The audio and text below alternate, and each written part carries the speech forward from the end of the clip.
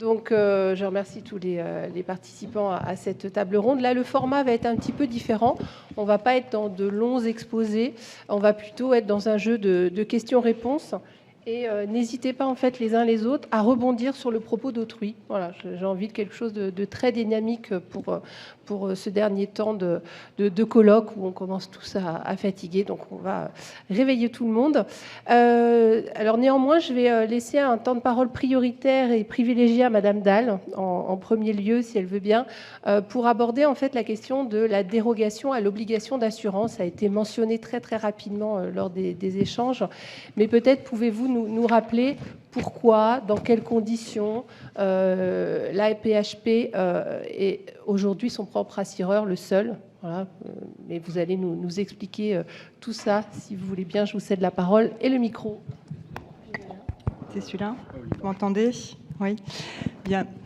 Bonjour à tous. Merci d'avoir convié la PHP à cet échange, puisqu'en effet, donc APHP, Assistance publique Hôpitaux de Paris, pour ceux qui éventuellement ne le sauraient pas, l'assistance publique Hôpitaux de Paris a en effet bénéficié d'une dérogation, enfin de la dérogation que vous avez dû évoquer ce matin, prévue par le CSP.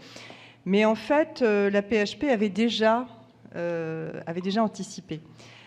La PHP, jusqu'en 1976, avait un assureur.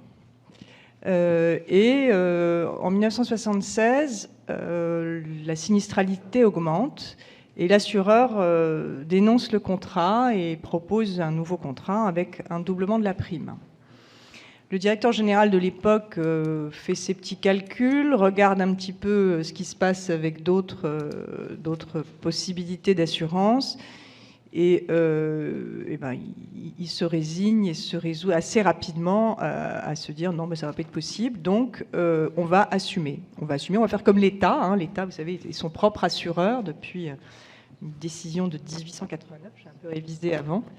Ça n'a rien de réglementaire, hein. C'est vraiment une décision du ministère des Finances de l'époque et qui n'a jamais été questionnée véritablement. Après, on la retrouve dans des textes aujourd'hui, mais à l'origine, c'est ça. Et donc, bien la direction générale de l'AP fait ainsi et s'auto-assure, c'est-à-dire qu'en fait, elle va gérer le risque directement. En 2002, la question revient, si je puis dire, sur le tapis. Et une réflexion est faite, plus qu'une réflexion, puisque l'AP lance une procédure de mise en concurrence, puisque établissement public, marché public. Et là, que se passe-t-il? Pour peut-être les plus anciens d'entre vous, peut-être vous vous souvenez qu'en 2002, les assureurs sont inquiets, sont frileux, parce que la loi 2002 fait peur et qu'il y a l'idée qu'il va y avoir une explosion des contentieux derrière la défense du droit des malades. Et lorsque l'offre est lancée, eh bien, il n'y a que deux offres, hein, deux candidats qui se manifestent à l'époque avec des offres qui ne vont pas...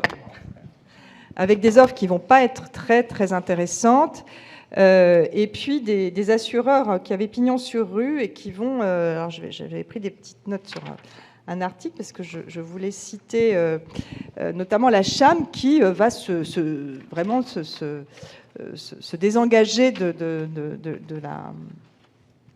la procédure en disant que de toute façon, elle n'a pas les épaules pour absorber, hein, c'est un peu le mot qui est à l'époque, pour absorber, la CHAM étant à l'époque un peu évidemment l'assureur référent, hein, hospitalier, pour absorber l'impact APHP. Bon. La PHP, en quelques chiffres aujourd'hui, c'est 8 millions de patients, 1 300 000 hospitalisations, 100 000 salariés, premier employeur d'Île-de-France. Bon, enfin, je veux dire, la notion de risque, là, elle n'est pas tellement à démontrer au-delà. Et j'y reviendrai tout à l'heure, c'est 600 réclamations seulement, finalement. Moi, je me dis, c'est un ratio quand même très honnête, 600 réclamations par an en matière de préjudice corporel. Voilà. Bref, toujours est-il qu'en 2002, donc, on se pose la question, on n'a pas des offres intéressantes, économiquement, on voit bien que ça ne va pas être tenable, donc on renonce et on maintient notre position, notre posture d'auto-assureur. Et on va formaliser cette auto-assurance par finalement la construction, la professionnalisation d'une activité d'assurance. C'est pas simple, on s'improvise pas assureur, c'est pas le métier de l'hôpital. Et alors moi, je suis arrivée il y a 1 an. Bon, j'avais travaillé dans un autre établissement pendant 5 ans, donc j'avais travaillé avec la CHAM, donc j'avais quand même une idée de ce qu'était un bon assureur. Donc voilà, donc c'est intéressant parce que ça m'a permis un petit peu de mesurer ce qui était en place. Et donc l'hôpital, son métier, c'est de soigner, c'est pas de faire du droit, c'est pas d'assurer, mais néanmoins, c'est de soigner dans une politique aujourd'hui qu'on appelle gestion des risques. Moi, j'ai horreur de ce mot, mais bon, voilà. Gérer les risques, qu'est-ce que ça veut dire ? Ça veut dire les anticiper, les prévenir, les réparer. Voilà, c'est quand même de l'humain. Mais c'est vrai qu'il y a un côté très administrativo-juridique qui a été voulu par la loi, et c'est tant mieux. Hein. Je ne vais pas, là où je suis, contester les cadres, hein, étant en plus pas accessoirement magistrat. Mais voilà, donc la gestion des risques par un hôpital qui assure, c'est un nouveau métier que l'AP assure depuis, finalement, depuis très longtemps, puisque si on revient à 1976, ça fait quand même un bail. Les choses ont évolué, la sinistralité a évolué, et aujourd'hui, je pense qu'on aurait des choses à raconter, mais ça, je répondrai peut-être aux questions, en termes d'avantages, inconvénients. Moi, ce que j'y vois, c'est que cette gestion directe de l'assurance fait qu'on est plus à même peut-être au quotidien de mesurer où se trouvent les risques, de faire des cartographies, d'échanger avec la communauté médicale. Nos médecins conseils sont tous issus de la PHP, avec une excellence de métier, de connaissances qui fait qu'en effet, voilà, être son auto-assureur dans ce contexte médico-légal est quand même un plus, non pas qu'il n'y ait pas de médecins conseils qualitatifs dans les compagnies, mais il y a un rapport à la fois à l'employeur ou à l'ex-employeur, parce que dans ces médecins conseils, il y a quand même 80% de médecins retraités et 20% d'actifs. Mais on a vraiment un vivier de médecins conseils dont le regard, l'acuité sur les spécialités en jeu est quand même très important. Ils sont une quarantaine, hein, donc ils se sont spécialisés évidemment. Et on a une équipe de juristes, une dizaine de juristes, donc c'est vraiment une petite compagnie d'assurance au sein de l'ADAGE qui a évidemment beaucoup d'autres missions. Et ce qui est intéressant, c'est qu'au-delà de l'assurance, il y a le conseil, il y a l'accompagnement, il y a le croisement des chiffres des affaires pénales qu'on a en direct, hein, et des affaires civiles, la relecture avec la direction qualité des EIG, dont la courbe n'est pas comparable mais intéressante avec le risque identifié et les réclamations. Donc voilà, c'est vraiment en fait l'adage de l'AP sous l'angle responsabilité médicale est un peu un laboratoire et finalement ce traitement direct qui est assez lourd et qui à mon avis n'a jamais fini de devoir se professionnaliser, et je pense que c'est dans des lieux comme ça et en échangeant avec les assureurs dont c'est le métier que l'on améliore aussi nos façons de travailler, de répondre aux patients. La qualité de service aux patients est quelque chose, voilà, qui est vraiment à travailler de toute façon, et on n'a jamais terminé, y compris dans notre rôle d'assureur. Donc voilà, je ne vais pas être beaucoup plus longue, mais c'était une façon à la fois, je pense que c'était important de rappeler d'où l'on venait, et que l'aspect économique a joué, mais pas que. Hein, l'aspect économique, il est évidemment très important compte tenu de la dépense annuelle en réparation. Mais il n'y a pas que ça, il y a aussi peut-être une autre façon de gérer par cet aspect direct et très interne finalement les choses. Voilà. Merci. Et d'ailleurs, il y a une concrétisation, c'est que vous avez un taux de règlement amiable qui est de l'ordre de, je crois, 67-70%, là où on est plutôt 30-40. Alors ça, c'est intéressant que vous le disiez, parce qu'en effet, en 2002, lorsque cette auto-assurance a vraiment été professionnalisée, on va dire, hein, avec la loi, le taux de règlement des dossiers s'est inversé. On était en majorité en contentieux et on est monté en majorité à l'amiable. Donc il y a aussi la maîtrise d'une politique. Là aussi, pour avoir travaillé avec un assureur, je sais que c'est une politique que l'on travaille avec l'assureur quand on n'est pas auto-assurance, hein, et ça peut se faire de façon très, très efficace, très dynamique. Hein, donc je ne dis pas qu'il faut être auto-assureur pour inverser cette courbe, mais en tout cas, elle a été phénoménale. En quelques années, elle s'est complètement inversée monté à la PHP quand voilà, on est monté un petit peu en compétence sur cette maîtrise de la gestion du risque via la fonction assurantielle. Et aujourd'hui, on est un peu plus au-dessus d'ailleurs du règlement amiable. Hein, on est, alors là aussi, il y a des outils à perfectionner à l'AP à ce niveau-là, mais on n'est pas loin de 75-80. Oui. Voilà, donc avec une volonté. Mais à l'origine, les réclamations, les patients déjà orientent. Les patients nous saisissent à l'amiable dans 40% des cas, 45% des cas, à la CCI dans 40% des cas. Donc vous avez déjà 85% où on part sur de l'amiable, parce que je pense que là aussi, il y a plein de raisons qui peuvent l'expliquer, hein, en termes de prise en charge et de qualité des équipes. Et il n'y a donc que 15% finalement de demandes contentieuses directes. Voilà. Donc ces chiffres-là sont en tout cas tout à fait certains. Voilà. Merci de ces précisions. S'agissant de la gestion des sinistres, vous évoquez ce gros pôle en fait, de juristes. Est-ce que vous avez une délégation de gestion de sinistres dans les établissements pour les petits sinistres, ou alors est-ce que tout remonte au pôle juridique de la PHP ? Alors, ce qui remonte, alors, le préjudice matériel, hein, donc jusqu'à 4000, 4005, est géré par les sites. D'accord. Au-delà, c'est nous. Et dès qu'il y a du préjudice moral associé, c'est nous. Mais sinon, c'est vrai que c'est le principe de l'ADAGE, qui est peut-être la seule direction qui n'a pas été décentralisée, parce que, bon, je ne vais pas reprendre la réforme de l'AP d'il y a quelques années fait que la PHP, qui a à peu près une quarantaine d'hôpitaux, est regroupée en 6 groupements hospitaliers qui ont une certaine autonomie aujourd'hui dans la gestion, le siège de l'AP étant plutôt dans les fonctions de stratégie. La direction des affaires juridiques est un peu sur tous ces rôles-là, puisqu'on gère tous les contentieux. À partir du moment où vous avez affaire à un juge, à un avocat, ça remonte à l'ADAGE. Sur le champ des réclamations, c'est en fonction du montant, même s'il n'y a pas de juge. Hein, donc voilà. Donc c'est vrai que l'ADAGE gère tous les contentieux, y compris les réclamations qui n'ont pas forcément d'emblée un aspect contentieux. D'accord. Et s'agissant de la tentative d'assurance de la PHP, est-ce qu'il n'est pas envisageable, je crois que ça a été évoqué, mais peut-être je me suis trompée dans mes lectures, de créer une sorte de pool d'assurance pour vous couvrir avec des assureurs en première ligne et d'autres qui seraient en seconde ligne? Est-ce que ça, c'est un schéma qui a pu être envisagé ou non? Ou je me trompe, j'ai lu des bêtises? Non, pas à ma connaissance. On a des assureurs parce qu'on a des risques assurés. Enfin, je veux dire, on est notre auto-assureur sur ce risque médical. Mais sinon, on a des assureurs tiers hein, sur d'autres activités. Il n'y a pas de... Heureusement. Cette idée sur le risque médical, moi, je la connais pas. Et pour échanger avec certains assureurs, on voit bien que, bon, économiquement, pour l'instant, ce serait, à mon avis, pas forcément rentable, d'ailleurs, pour les deux parties. D'accord. Merci. Oui. Juste une petite question, parce que je vais me faire l'avocat du diable.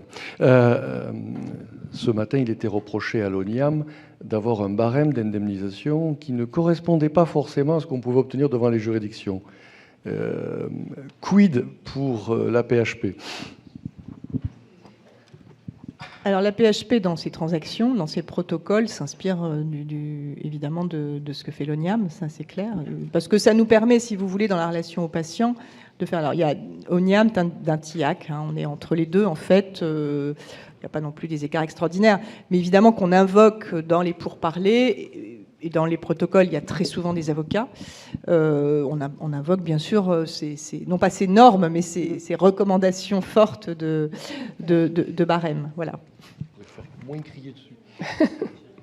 Oserais-je rebondir Avec un micro, je vais apporter le mien, ça va être plus rapide.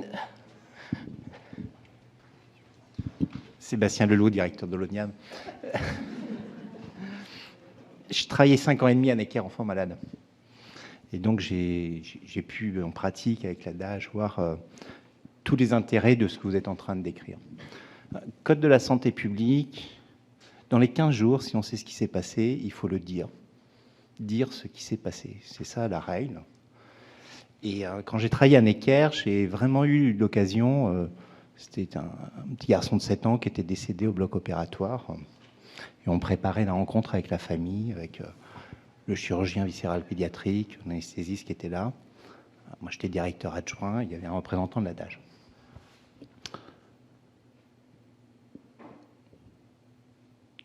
La famille s'est installée. tout de suite, le chirurgien a expliqué ce qui s'était passé. Il a dit, madame, monsieur, je devais couper là, je me suis trompé, j'ai coupé là, et à partir du moment où j'ai coupé là, c'était pas rattrapable. C'est la raison pour laquelle votre enfant est décédé. Ce jour-là, j'ai vu ce que c'était que le courage médical. Plus de questions posées, récupérer le dossier médical, et qui était là, qui a vu quoi, mais qu'est-ce qu'on a fait. Non. La vérité avait été dite à cette famille qui était en capacité de se reconstruire. C'est pas parti au pénal, il n'y a pas eu de contentieux.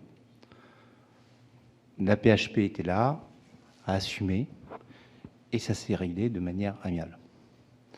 C'est là où vous voyez la mise en perspective nécessaire des barèmes d'indemnisation, la vision des uns et des autres de ces sujets. Ne se poser plus de questions, les règles d'or de la sécurité, c'est-à-dire les médecins seniors qui sont là, qui assument, qui ont directement pris en charge, qui font face et qui disent des choses aux familles. Il faudrait que partout ça fonctionne comme ça. On n'aurait pas besoin de l'ONIAM, on n'aurait pas besoin des tribunaux. On dit les choses, on ne se cache pas, on se renvoie pas les responsabilités entre professionnels. Complètement d'accord avec vous, et je passe mon temps, lorsque j'interviens devant des étudiants en médecine, à leur expliquer ça, en fait, qu'il ne faut pas qu'ils jouent la politique de l'autruche, qu'ils ont une obligation légale de cet entretien et que c'est leur intérêt, clairement. Merci. Oui. Deux observations par rapport à ça. J'entends ce que vous dites et moi je vais totalement dans votre sens, parce que j'ai un grand défenseur turiféraire de la médiation, et donc dans les établissements de santé maintenant, il y a un médiateur médecin et un médiateur non médecin, et la médiation peut apporter à ça. Alors le médiateur évidemment ne fait pas partie de l'équipe de soins, mais fondamentalement il y a quelque chose de possible, et ça rejoint l'idée de l'amiable dont vous parliez tout à l'heure. Maintenant sur le mécanisme d'assurance, je voudrais, alors peut-être que je me fais l'écho de d'autres professionnels de l'assurance, la difficulté pour un praticien de reconnaître sa responsabilité, puisqu'il prend un risque, dans le cadre du contrat d'assurance, évidemment, d'un risque de couverture. Alors, je ne pense pas que ce soit un problème. Un professionnel peut expliquer ce qui s'est passé. Ce que le Code des assurances ne permet pas, c'est qu'il reconnaisse sa responsabilité. Voilà, et ça n'a rien à voir. C'est deux choses complètement différentes. Et on le dit, nous, systématiquement, d'ailleurs, à tous nos assurés, vous pouvez expliquer les faits, vous pouvez donc convoquer la famille, vous pouvez expliquer les faits. Par contre, vous ne dites pas « je suis fautif » ou « je suis responsable ». Ça, vous ne pouvez pas le dire, il faut le voir avec l'assureur. Mais nous, ce qu'on prône, c'est la relation d'ailleurs entre les médiateurs et l'assureur ensuite. C'est-à-dire que le médiateur fait le travail en interne. Si, dans le cadre de sa médiation, il s'aperçoit qu'effectivement, il peut y avoir des problèmes de responsabilité, nous, ce qu'on demande et ce qu'on souhaite, c'est que l'établissement nous contacte à ce moment-là pour qu'on prenne le relais. Absolument. Donc je pense qu'effectivement, il y a des liens qui peuvent être créés entre les médiateurs en interne et l'assureur derrière, parce que tout le monde a intérêt au règlement amiable. Absolument. Dans l'exemple de M. Leloup, quand même, il y a eu une reconnaissance de responsabilité du médecin directement. Voilà, ce qui ne serait pas forcément possible, ou en tout cas déconseillé. Non, moi je n'ai pas la même vision. C'est-à-dire que j'estime que le médecin peut dire qu'il n'a pas coupé au bon endroit. Ce n'est pas le problème. C'est dire savoir s'il a coupé au bon endroit est fautif ou pas, ce n'est pas la même chose. Donc, la problématique, par contre, c'est qu'effectivement, il ne faut pas qu'ils réagissent. Enfin, ce qu'on voit souvent, c'est des médecins qui réagissent sur le coup, sur l'émotion, et qui expliquent que ce qu'ils ont fait est fautif, alors que, en fait, non, ce n'est pas forcément fautif. Donc ne mettons pas de la confusion non plus. Mais je pense que dans le cadre d'une relation de confiance entre les patients et les médecins, le personnel médical, et avec les médiateurs, avec la direction de l'établissement, ont le droit d'expliquer ce qui s'est passé, et éventuellement même en impliquant l'assureur à ce moment-là. Hein. Je veux dire, il n'y a pas de problème non plus. Oui. L'intérêt de la médiation par rapport à ça, c'est que c'est confidentiel. Donc on peut dire beaucoup plus de choses sous le sceau de la confidentialité qu'on ne peut en dire en direct. Alors, merci pour tous ces échanges. C'est exactement ce que je souhaitais, j'en suis ravie. Nous allons aborder un autre sujet, celui de l'étendue de la garantie, qui a déjà été discuté, mais je voudrais revenir un petit peu sur les franchises qu'on a peu évoquées durant cette journée, et que vous me confirmiez ou pas, vous infirmiez, une tendance actuelle qui serait en fait de faire beaucoup plus d'auto-assurance en élevant les niveaux de franchise, ce qui permet de faire baisser le prix de l'assurance. On m'a expliqué que c'est comme ça que l'Hospice civil de Lyon avait changé d'assureur. Donc, oui, forcément, je vous donne la parole en premier.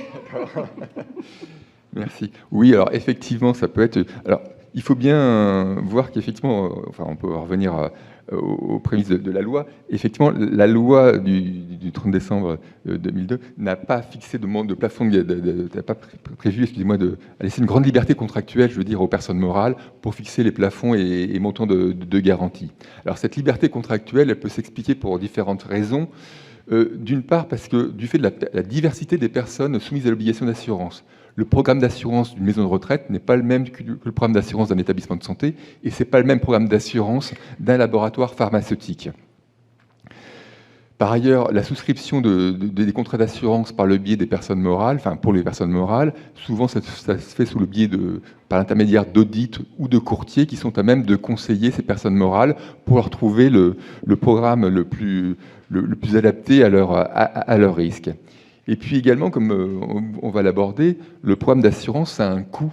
C'est un coût pour l'assuré. Alors effectivement, il paye sa prime et en fonction de ses capacités financières qu'il a, lui, il peut être amené à vouloir piloter sa prime d'assurance et se dire, eh bien, écoutez, moi je vais prendre le risque de fréquence pour moi et je vais laisser le risque de crête, donc les gros sinistres, à l'assureur. Et effectivement, dans des marchés où la prime d'assurance a tendance à augmenter, on constate que les gros établissements ont tendance aujourd'hui à demander des franchises, tout simplement pour faire baisser leur prime d'assurance, gérer la fréquence, et ensuite, c'est l'assureur qui va prendre le relais pour les gros sinistres. Alors, ça, c'est valable pour les 3 ou 4 gros établissements en France qui ont effectivement demandé des franchises relativement importantes dans leur cadre de leur achat d'assurance. D'une manière générale, sur les établissements de santé, qu'ils soient d'ailleurs publics ou privés, on en reste à du sans franchise ou à des petites franchises de l'ordre de 10 000 à 50 000 euros pour des personnes morales. Également, alors pour sécuriser les victimes, ce qu'on peut dire également, c'est que pour les établissements publics de santé, en général, dans le cahier des charges, il est demandé à ce que l'assureur fasse l'avance de la franchise, et c'est ensuite l'assureur qui demande le remboursement à l'assureur, ce qui fait que la victime, elle, ne subit pas le risque d'insolvabilité éventuellement ou de retard au paiement de l'assuré. Ça, c'est valable pour les établissements publics de santé. Pour les établissements privés, par contre, en général, on ne fait pas l'avance de la franchise parce qu'effectivement, on est face à une personne privée qui a un risque d'insolvabilité possible également pour l'assureur.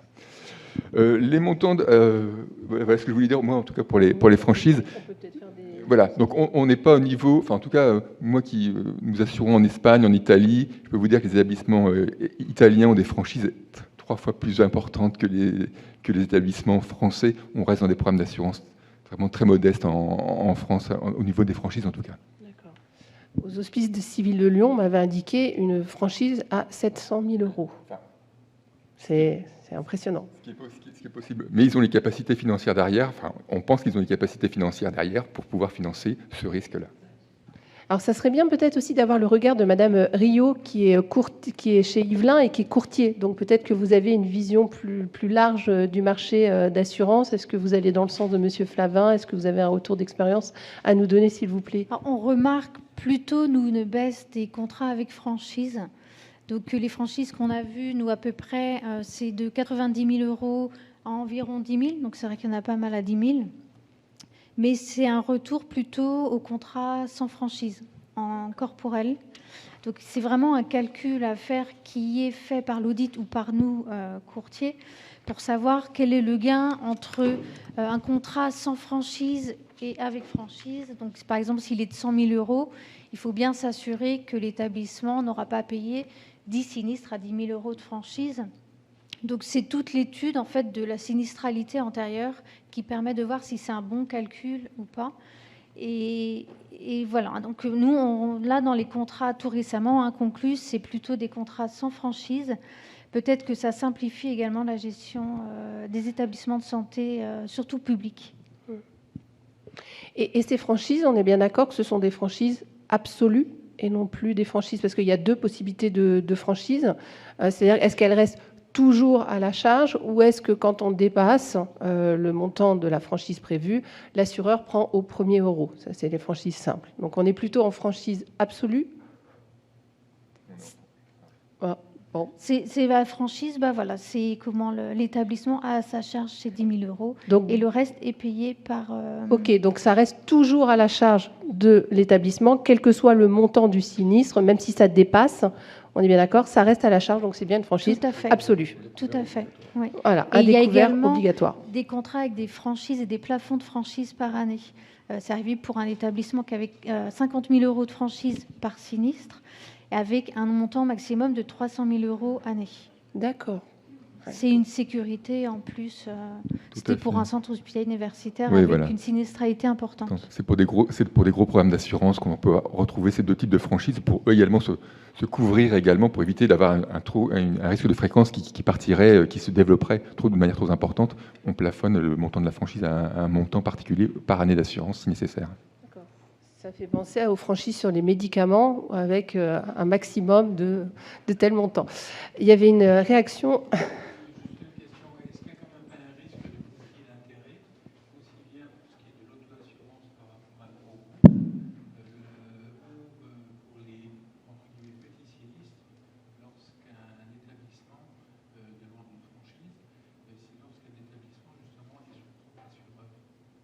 Alors, est-ce qu'il y a un conflit d'intérêts? Moi, je ne suis pas certaine d'avoir compris. Est-ce que les techniciens... Si l'établissement est son propre assureur, il n'y a pas de problématique de franchise. Il n'y a pas de franchise. C'est pas possible. Il règle tout. Voilà. Non, il paye. Non, tout à l'heure, quand on m'a posé la question des 4 000 euros, c'est la gestion. C'est-à-dire qu'en dessous de 4 500 euros, c'est géré par les sites hospitaliers qui sont une quarantaine sur le territoire. Et dès que c'est au-dessus, ça remonte à la direction des affaires juridiques. C'est uniquement ça. C'est un seuil de traitement, mais pas du tout un seuil de remboursement. Non, on paye tout de zéro à... Alors, la première question, si j'ai vraiment bien saisi ce que vous vouliez dire en termes de conflit d'intérêts, il faut se situer. La franchise, c'est les rapports entre l'assureur et l'assuré. On est bien d'accord. C'est-à-dire le seuil à partir duquel ça va déclencher l'intervention de l'assureur. L'autre question qu'on peut se poser, si je vais au bout de votre problématique, c'est dans une assurance qui est dite obligatoire de responsabilité civile, où il y a une action directe, est-ce que c'est la philosophie d'une assurance obligatoire d'avoir une franchise qui monte ou qui baisse en fonction du calcul économique que fait l'opérateur qui doit être obligatoirement assuré, alors que derrière une assurance obligatoire de responsabilité civile, ce qu'on privilégie, c'est l'indemnisation de la victime qui ne doit pas subir d'insolvabilité. Ça, c'est une autre problématique qui pourrait intervenir. Et là, on retrouve, il est parti Luc Grembaum, l'article 1171 du Code civil, qui joue entre les professionnels, qui en fait instaure les clauses abusives qui pourraient ramasser un assureur, qui ferait monter trop une franchise pour vous faire accéder à l'assurance, je parle à côté du BCT qu'on a évoqué ce matin, le cas échéant, ou qui mettrait des seuils tellement hauts qui feraient que l'action directe de la victime, en réalité, il se trouverait confronté à l'insolvabilité pour ce que vous évoquiez, à savoir le petit sinistre. Je ne sais pas si ça répond à votre question, mais en tout cas, ce sera que ma réponse. Moi, j'aurais tendance à dire attention, parce que pour les établissements publics de santé, on n'impose rien. Je ne parle pas des établissements publics de santé qui sont en auto-assurance. Non, mais moi, je ne parle pas de ceux qui sont en auto-assurance, je parle des établissements publics de santé qui sont assurés. Nous répondons à un cahier des charges. Ce n'est pas l'assureur qui fait le cahier des charges. C'est l'audit, c'est l'établissement qui fait son propre cahier des charges et qui définit les franchises qu'il veut. Et moi, je dois répondre en tant qu'assureur au cahier des charges que l'établissement public de santé me présente. Donc, je n'impose aucune franchise.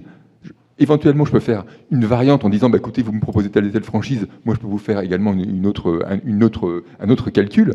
Mais ce calcul de la franchise, c'est pas moi qui le fais. C'est l'établissement qui le propose aux assureurs qui vont répondre à son cahier des charges. Mais, me semble-t-il, vous nous avez évoqué le fait que vous couvriez la franchise quand il y avait l'action directe pour ces établissements-là. Parce que ça m'a imposé dans le cahier des charges oui. de l'établissement. Alors, ça vous est imposé, d'accord, mais ça veut dire que dans ce cas-là, le tiers victime, il n'a aucun problème. Oui. On est d'accord. Donc, en fait, la difficulté ne se pose pas. En revanche, pour vous, la difficulté se pose économiquement. Parce que dans la négociation, alors, si vous faites de l'avance On évoquait ce matin l'avance sur recours. Si vous faites de l'avance, je veux bien, mais si vous encaissez la perte pour vous au regard du contrat et du cahier des charges, je pense qu'il faut mieux négocier. Alors, on a vu les franchises. Toujours sur la question de l'étendue de la garantie, on va évoquer à nouveau un petit peu les plafonds. Là, je voulais vous poser la question de savoir, on a vu qu'il y avait donc des minimums, 8 millions et 15 millions par année. On sait que ce n'est pas une obligation d'appliquer ces plafonds, que l'assureur peut aller au-delà, en deçà plutôt. Au-delà, oui, ça dépend comment on le voit. Bon. Donc, il peut couvrir plus. Là, on va se couvrir. Et est-ce que, quelle est l'habitude? Qu'est-ce qui se fait? Est-ce qu'on s'arrête à ce qui est prévu par décret? Est-ce qu'on est plus généreux? Peut-être Madame Rio, là, en tant que courtier, encore une fois, cette vision plus globale.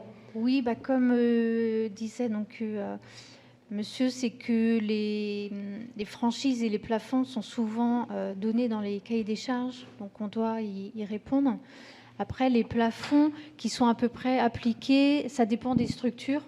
Donc tout ce qui est maison de retraite, EHPAD, ils ont des plafonds par sinistre moindres, parce que le risque financier est moins important. Donc on est à peu près sur du 8 millions, 10 millions d'euros par sinistre, 20 millions toutefois quand même par année d'assurance. Pour tout ce qui est psychiatrie, ça se rapproche quand même de la médecine, chirurgie et obstétrique. Ça sera par sinistre 12 500 000 à peu près, et des plafonds annuels à 20-30 millions d'euros. D'accord. Moi, je n'ai pas vu de plafond par sinistre supérieur à 12 500 000. Il y en a un qui a été demandé récemment à 15 millions, mais il y a peu de toute façon d'intérêt parce que les sinistres ne sont pas aussi lourds. Et il faut penser aussi aux besoins de réassurance de l'assureur. Et voilà, il y a forcément des limites à respecter. Vous voulez réagir là-dessus? Non, mais je partage complètement ce qui est dit. On a à peu près les mêmes niveaux. On est à 12,5 millions par sinistre à peu près. Nous, 25 millions d'euros par année d'assurance. Pour même demander pour des gros groupes, 30 à 50 millions d'euros par année d'assurance pour des groupes privés de cliniques. Donc ça, c'est un point qu'on partage complètement. Effectivement, ça ne sert à rien de mettre trop de montants de garantie parce que c'est un coût. L'assureur, lui, va aller racheter ces montants de garantie auprès de ses réassureurs. Donc ça va renchérir le montant de la prime. Le tout, c'est d'avoir le bon montant de garantie pour couvrir le risque en toute sécurité pour son assuré, mais avoir le juste plafond, quoi, entre guillemets. Alors peut-être un point que je peux rajouter, c'est que ces plafonds de garantie, c'est pour les risques normaux. En général, nous, on en parlera peut-être tout à l'heure avec la globalisation, mais suite à une mauvaise expérience, puisqu'on a été amené à indemniser près de 500 victimes suite à un problème de réglage d'un matériel de radiothérapie, on a mis en place des plafonds de garantie spécifiques pour des risques sériels. Et donc, en général, ces montants de garantie de base, donc de 12 millions d'euros à peu près par sinistre, en cas de sinistre sériel, on va prévoir un montant de garantie de 20 millions d'euros supplémentaires, c'est-à-dire que si vous avez un sinistre sériel, le montant de la garantie par sinistre passe alors de 12,5 millions à 32,5 millions.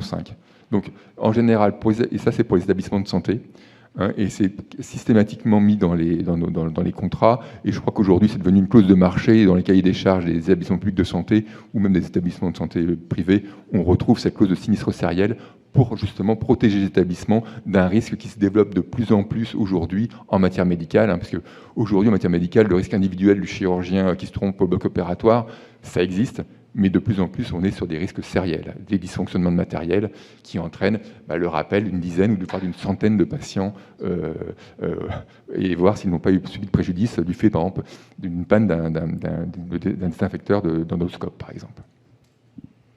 Alors, vous auriez pu me donner la transition idéale pour donner la parole à M. Young, mais il y avait une question que je voulais encore poser sur les plafonds. Alors, j'espère qu'elle n'est pas trop technique et que vous comprendrez dans le public. S'agissant des modalités d'épuisement de ces plafonds, est-ce que ce sont des plafonds qui s'épuisent par ordre des réclamations, c'est-à-dire premier arrivé, premier servi, puis quand il n'y a plus d'argent, il n'y a plus d'argent, ou est-ce qu'au contraire, c'est des plafonds qui s'épuisent au marc l'euro, c'est-à-dire qu'on réunit toutes les victimes et puis on les indemnise en proportion. J'espère que c'est pas trop technique. Alors, quelles sont les modalités d'épuisement des plafonds? Qui peut nous répondre? J'aspire pas trop. Je suis gêné pour savoir, je ne pense pas qu'il y ait quelque chose écrit dans le contrat. Sincèrement, là, j'ai un doute. Je pense que ça sera à la première victime qui arrivera. Enfin, honnêtement, ça sera en fonction des circonstances aussi. Parce que le plafond, effectivement, si on parle de sinistre individuel, c'est normal qu'il va s'épuiser au fur et à mesure des sinistres qui nous sont déclarés. Et effectivement, par la force des choses, au sinistre qui sera clôturé le premier aussi. Donc, par principe, oui, c'est le premier arrivé qui est le premier servi. Voilà. Ce n'est que dans l'hypothèse où on aurait un sinistre sériel que là où éventuellement on pourrait envisager un règlement au Marlero. Mais par principe, on va être en règlement au premier servi. Mais moi, par expérience, je ne l'ai jamais vu. Je ne sais pas si vous l'avez déjà rencontré, un épuisement de... Non. Ce qui veut bien dire que les plafonds sont adaptés. À supposer que le plafond ne soit pas adapté, là, votre réserve sur le sinistre sériel est parfaitement juste, mais ça présupposerait de connaître à ce moment-là toutes les personnes qui rentrent dans le sinistre sériel, ce qui, en pratique, n'arrive jamais. Et donc, mécaniquement, on retrouverait une espèce de mélange entre Marlero et de prix de la course, quoi. Voilà. Et avec l'épuisement du plafond, pour répondre à la question première. Et ce qui fait donc la transition, puisqu'on évoque les risques sériels, Monsieur Young, j'arrive pas à le prononcer, pardon. Young, c'est très bien. Young, j'hésitais entre le J et le Y en prononciation. Donc là, c'est comme un petit peu Madame Dalle tout à l'heure, je vais vous laisser un temps de parole privilégié pour évoquer cette clause de globalisation de sinistre qui a été mentionnée déjà un petit peu avec Monsieur Pierre, mais peut-être que vous pouvez nous expliquer un petit peu les modalités plus concrètes, en fait. Merci beaucoup.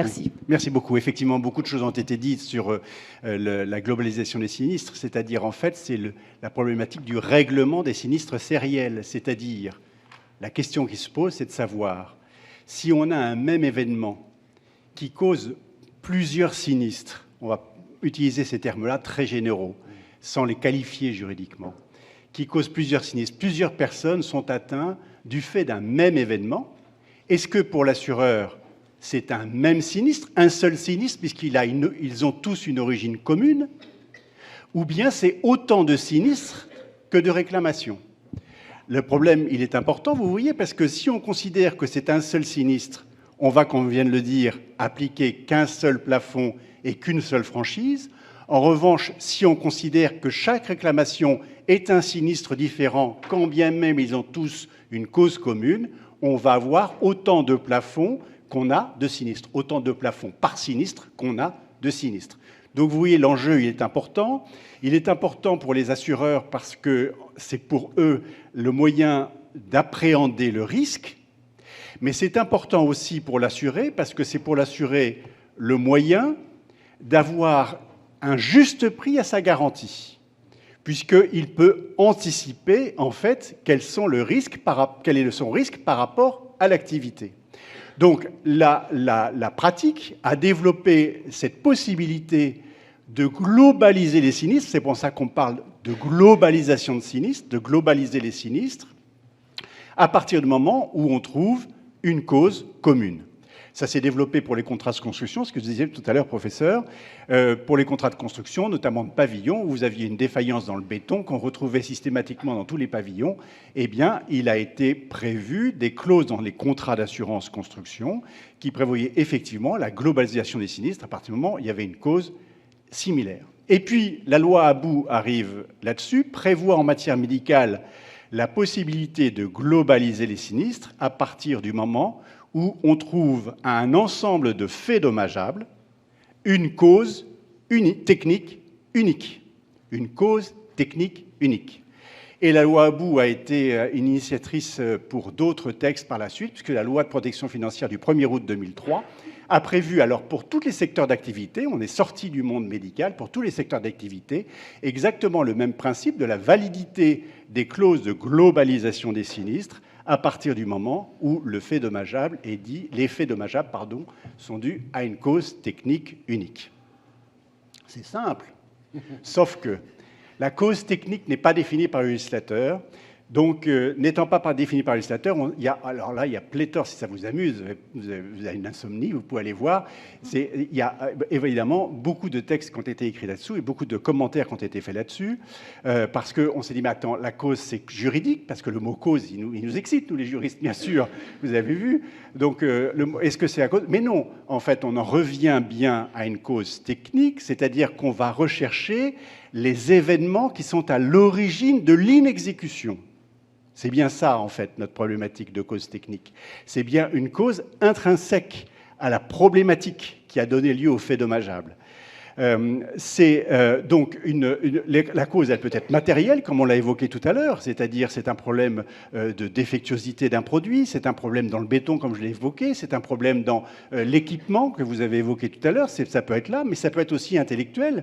C'est par exemple une erreur de calcul ou une erreur de conception qui a été faite par un individu. Donc on est confronté à ces définitions-là qui ne sont pas très simples et on pourrait penser que dans les contrats d'assurance, on puisse compléter ce que pourrait être cette cause unique en fonction de l'activité de l'assuré. Mais aujourd'hui, on est confronté quand même dans beaucoup de dossiers à des problématiques de définition qui se résolvent souvent par des expertises en fait, par des expertises souvent judiciaires qui vont déterminer, ou des expertises amiables, qui vont déterminer quelle est la cause technique. On est bien dans le technique, on n'est pas dans le juridique, c'est bien pour ça qu'on parle de cause technique, on est bien dans le technique. Alors, vous avez parlé, professeur, tout à l'heure des deux courants, enfin, on a quelques arrêts de la Cour de cassation, la deuxième chambre civile en 2020 et en 2021, qui sont venus troubler cet ordonnancement, puisque, en fait, la Cour de cassation a jugé qu'à partir du moment où l'assuré livrait une prestation en considération de son client, il ne pouvait pas y avoir de cause technique unique parce qu'on individualisait la prestation. Et donc, là, vous voyez ce qui est en jeu là, c'est l'obligation de conseil et d'information du professionnel, qui est un enjeu énorme, parce que ça veut dire, d'après ce que nous dit la Cour de cassation, que quel que soit le professionnel, à partir du moment où on détermine que la cause technique des faits dommageables est un manquement à l'obligation de conseil et d'information, on ne peut plus globaliser. Donc, on peut dire que c'est bien ou que c'est pas bien. Il y a énormément de commentaires aussi à ce sujet, et beaucoup de commentaires qui sont très critiques, parce qu'en fait, on est en train, compte tenu du développement des actions en responsabilité sur le terrain de manquement à l'obligation de conseil et d'information, on est en train de vider un peu la substance de la globalisation des sinistres. Puisque, en fait, et on peut se poser même la question de savoir si véritablement une obligation de conseil et d'information est toujours individualisée, parce que souvent, elle s'appuie sur un certain nombre de normes, de textes, de consignes qui ont été données par le fabricant, et donc, c'est pas si individualisé que ça. Je prends un exemple. C'est un médecin ou un chirurgien qui ferait un acte de chirurgie et qui, avant l'acte de chirurgie, pour l'indication de cet acte, donnerait une information à son client, mais cette information, il l'a fait sur une fausse connaissance qu'il a du procédé lui-même. C'est lui qui s'est mal renseigné, c'est lui qui s'est mal fait conseiller, c'est lui qui n'a pas été chercher les bonnes informations, et à une série de clients comme ça, de patients, il donne la même information qui est erronée. N'est-on pas là dans la définition d'une cause technique unique à l'origine du fait dommageable? On peut se poser fondamentalement la question. Nous pensons évidemment, enfin en tout cas, quand on regarde bien ce sujet-là, que la Cour de cassation, la deuxième chambre civile, est en train de pousser à la réflexion, et vous ne privez pas, vous, professeur de droit, pour faire des commentaires sur le sujet, pour pousser à la réflexion et peut-être pour amener à une modification. Très rapidement, les conséquences et la mise en œuvre. Les conséquences, vous l'avez compris, de la globalisation des sinistres, c'est tout simplement qu'on se retrouve avec un plafond unique et une franchise unique, à partir du moment où on a globalisé le sinistre. La franchise unique, c'est intéressant par rapport à tout ce qu'on vient de dire, puisque ça permet, si on globalise les sinistres, de faire rentrer un sinistre dans l'indemnisation qui ne rentrerait pas dans cette indemnisation si on n'avait pas de globalisation. Vous voyez, puisque la franchise n'existe plus. Donc il y a un avantage à la globalisation, y compris pour la victime et pour l'assuré. L'autre conséquence, on l'a vu aussi tout à l'heure, c'est qu'effectivement, l'assureur en passe réclamation, par exemple, qui accepte de garantir la première réclamation sur la base de sinistres globalisés, devra indemniser tous les sinistres, même si les réclamations tombent après la fin du contrat.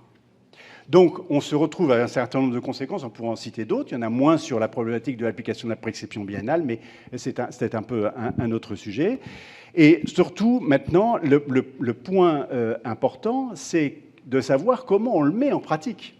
Parce que, en fait, soit, comme on vient de le dire, l'assureur attend, dans le cadre d'une globalisation de sinistres, que toutes les réclamations soient arrivées pour pouvoir répartir le plafond entre toutes les victimes réclamantes, ou bien alors il va payer au fur et à mesure qu'arrivent les réclamations. Je pense qu'il est extrêmement compliqué en pratique d'attendre que toutes les réclamations tombent, parce qu'on l'a vu, et notamment en matière médicale, il est tout à fait possible qu'on ait des réclamations qui tombent beaucoup plus tard. Donc, il est impossible, et en pratique, vous pensez bien que la victime qui fait une réclamation et à qui on dit écoutez, vous allez attendre un petit peu que tout le monde se manifeste, on va évidemment agir, obtenir un acte, un titre, et va exécuter son titre contre l'assureur qui ne va plus pouvoir garder l'argent puisqu'il va devoir s'exécuter. Et je pense que c'est sur le fondement, mais là je me retourne vers toi, c'est 1135 du Code civil, je crois, qui impose, du Code civil des assurances, enfin je ne sais plus l'article, mais qui impose... L113-5 du Code. L113-5, merci beaucoup. Du Code, qui impose donc à l'assureur de s'exécuter avec diligence. Donc on ne voit pas comment l'assureur pourrait retenir. Voilà, c'est les quelques points que je voulais développer sur ce sujet de la globalisation sinistre, qui est très important en pratique, c'est très technique, mais en pratique, c'est très important, et je pense qu'on va connaître de nouveaux développements du fait de la position de la deuxième chambre civile. Un grand merci pour ces précisions. Je crois qu'il y avait réaction. Alors, comme il y a un appel, je vais donner une brève réponse. Sur le Conseil, techniquement, on peut donner raison à la Cour de cassation, sur le Conseil. Là, en pratique, la difficulté, c'est que le Conseil est rarement déconnecté de l'information. On peut entendre l'idée d'une information qui serait impersonnelle, en quelque sorte, et reportée. Alors, il ne faut pas se cacher une chose, c'est que la Cour de cassation juge du droit, mais elle est hyper opportuniste. Donc, elle a simplement vu que là, elle allait diviser le plafond en autant de victimes en écartant la globalisation. Donc, je partage tout à fait ton analyse, mais je pense qu'on se rejoint avec... c'est-à-dire qu'elle a voulu l'écarter, en quelque sorte, sur la problématique, indépendamment j'allais dire, du raisonnement juridique où on peut tirer des arguments des deux côtés. Après, la difficulté de la cause technique, c'est sur la prestation intellectuelle. En matière matérielle, je ne pense pas qu'il y ait de rebond. Alors, pour connaître un peu l'assurance construction par ailleurs, je ne pense pas qu'il y ait de rebond parce que, comme tu le dis, l'expertise, c'est facile, entre guillemets, bien évidemment, d'identifier une cause technique. Dans la prestation intellectuelle, comme tout est mêlé et entremêlé, et qu'effectivement, il y a une normalisation de l'information qu'on nous donne par les textes, par l'autorité de contrôle aussi, disons, je m'auto-tape sur les doigts comme ça, parce qu'on contrôle que la bonne information des textes a bien été divulguée. Néanmoins, je pense qu'il y a une forme quand même de logique dans la position de la Cour de cassation, parce que comme c'est entremêlé et qu'elle est opportuniste pour la solution, finalement, elle efface l'idée de décomposer suffisamment pour trouver une vraie cause technique. Mais je ne pense pas que c'est une répercussion d'ouragan, c'est-à-dire que la cause technique restera pour des vrais sinistres sériels. Je pense qu'en matière, alors on est plutôt en matière, si on revient en matière médicale, sur un dispositif, un matériau employé, une nouvelle technologie. Là oui, en revanche, sur tout ce qui est le conseil, je pense qu'on n'ira plus jamais vers la globalisation. Merci. Fort. Non, mais allez-y. Oui, non, mais juste pour rebondir sur ce que tu disais, l'avantage de cette jurisprudence, moi je suis quand même assez d'accord avec celle-ci, spécialement en matière médicale, on n'arrête pas de nous dire que le conseil doit être individualisé. Donc si on individualise, on va dérouler toutes les conséquences en responsabilité et en assurance. Par rapport à votre exemple qui était intéressant du défaut de conseil, parce qu'il y a eu un défaut de conseil en amont. Et là, il y a une cause technique unique, mais c'est là quelle est la cause technique unique. Et des sinistres pluriels, en fait. On peut encore décomposer sur plusieurs processus de défaut de conservation. Le médecin n'a pas pu informer correctement parce qu'il n'a pas été lui-même conseillé ou informé correctement. Alors après, quand vous avez des formulaires qui sont adaptés aux patients, est-ce qu'on est dans de la globalisation ou pas? J'aurais tendance à dire oui. Oui, moi aussi. Mais des essais de jurisprudence qui, pour l'anecdote, enfin c'est pas l'anecdote, avait été en 2020, c'était une affaire de gérant de patrimoine, en fait, mal conseillé sur des dispositions fiscales, mais on va lancer ça à l'appel, il y a des dizaines de sinistres. Cette jurisprudence est encore plus exploitable, à mon avis, en matière médicale. Alors Merci. Sur le contexte, simplement une précision. Théoriquement, l'information, le conseil, tout ça est censé être individualisé. Théoriquement, donc on peut l'expliquer. Pratiquement, on sait comment ça se passe. En revanche, sur le gérant de patrimoine, il y avait derrière, il faut regarder, il était en faillite. Et donc, il fallait un assureur. Il n'aurait pas été en faillite, peut-être que la discussion aurait été différente. Mais donc, il faut toujours regarder les faits. Merci. Je voulais peut-être aussi voir avec Madame Dahl si les sinistres sériels avaient une gestion spécifique, puisque vous n'avez pas la problématique des plafonds, puisque vous êtes l'auto-assureur. Est-ce que les risques sériels vous impliquent une gestion différente, une approche différente dans la relation avec la victime? Alors, le professeur vient de me poser la question. Je n'en ai pas traité, je n'en ai pas en stock. Donc, dire qu'il n'y en a pas, bon, je touche du bois.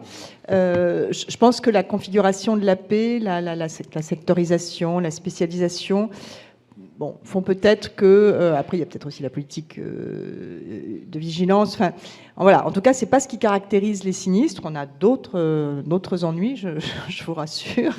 Mais c'est vrai que le sériel est moins présent, y compris dans l'utilisation des dispositifs médicaux. Là aussi, bon, on a une vigilance très particulière. On a à la fois des contrôles... j'allais dire externe et interne, très poussé. Donc voilà, moi j'explique ça par une maîtrise finalement des parcours, des processus, enfin tout cet arsenal de contrôle de la qualité qui peut-être limite les dégâts. Mais on pourrait bien sûr être concerné. Donc j'ai pas de recul, pas d'expérience pour vous dire comment nous ferions.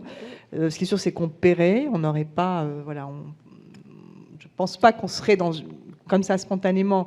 On parlerait de globalisation parce que comme on n'a pas de plafond, pas de franchise, ça nous serait très compliqué, à tout point de vue d'ailleurs, y compris je pense sur le plan moral et éthique.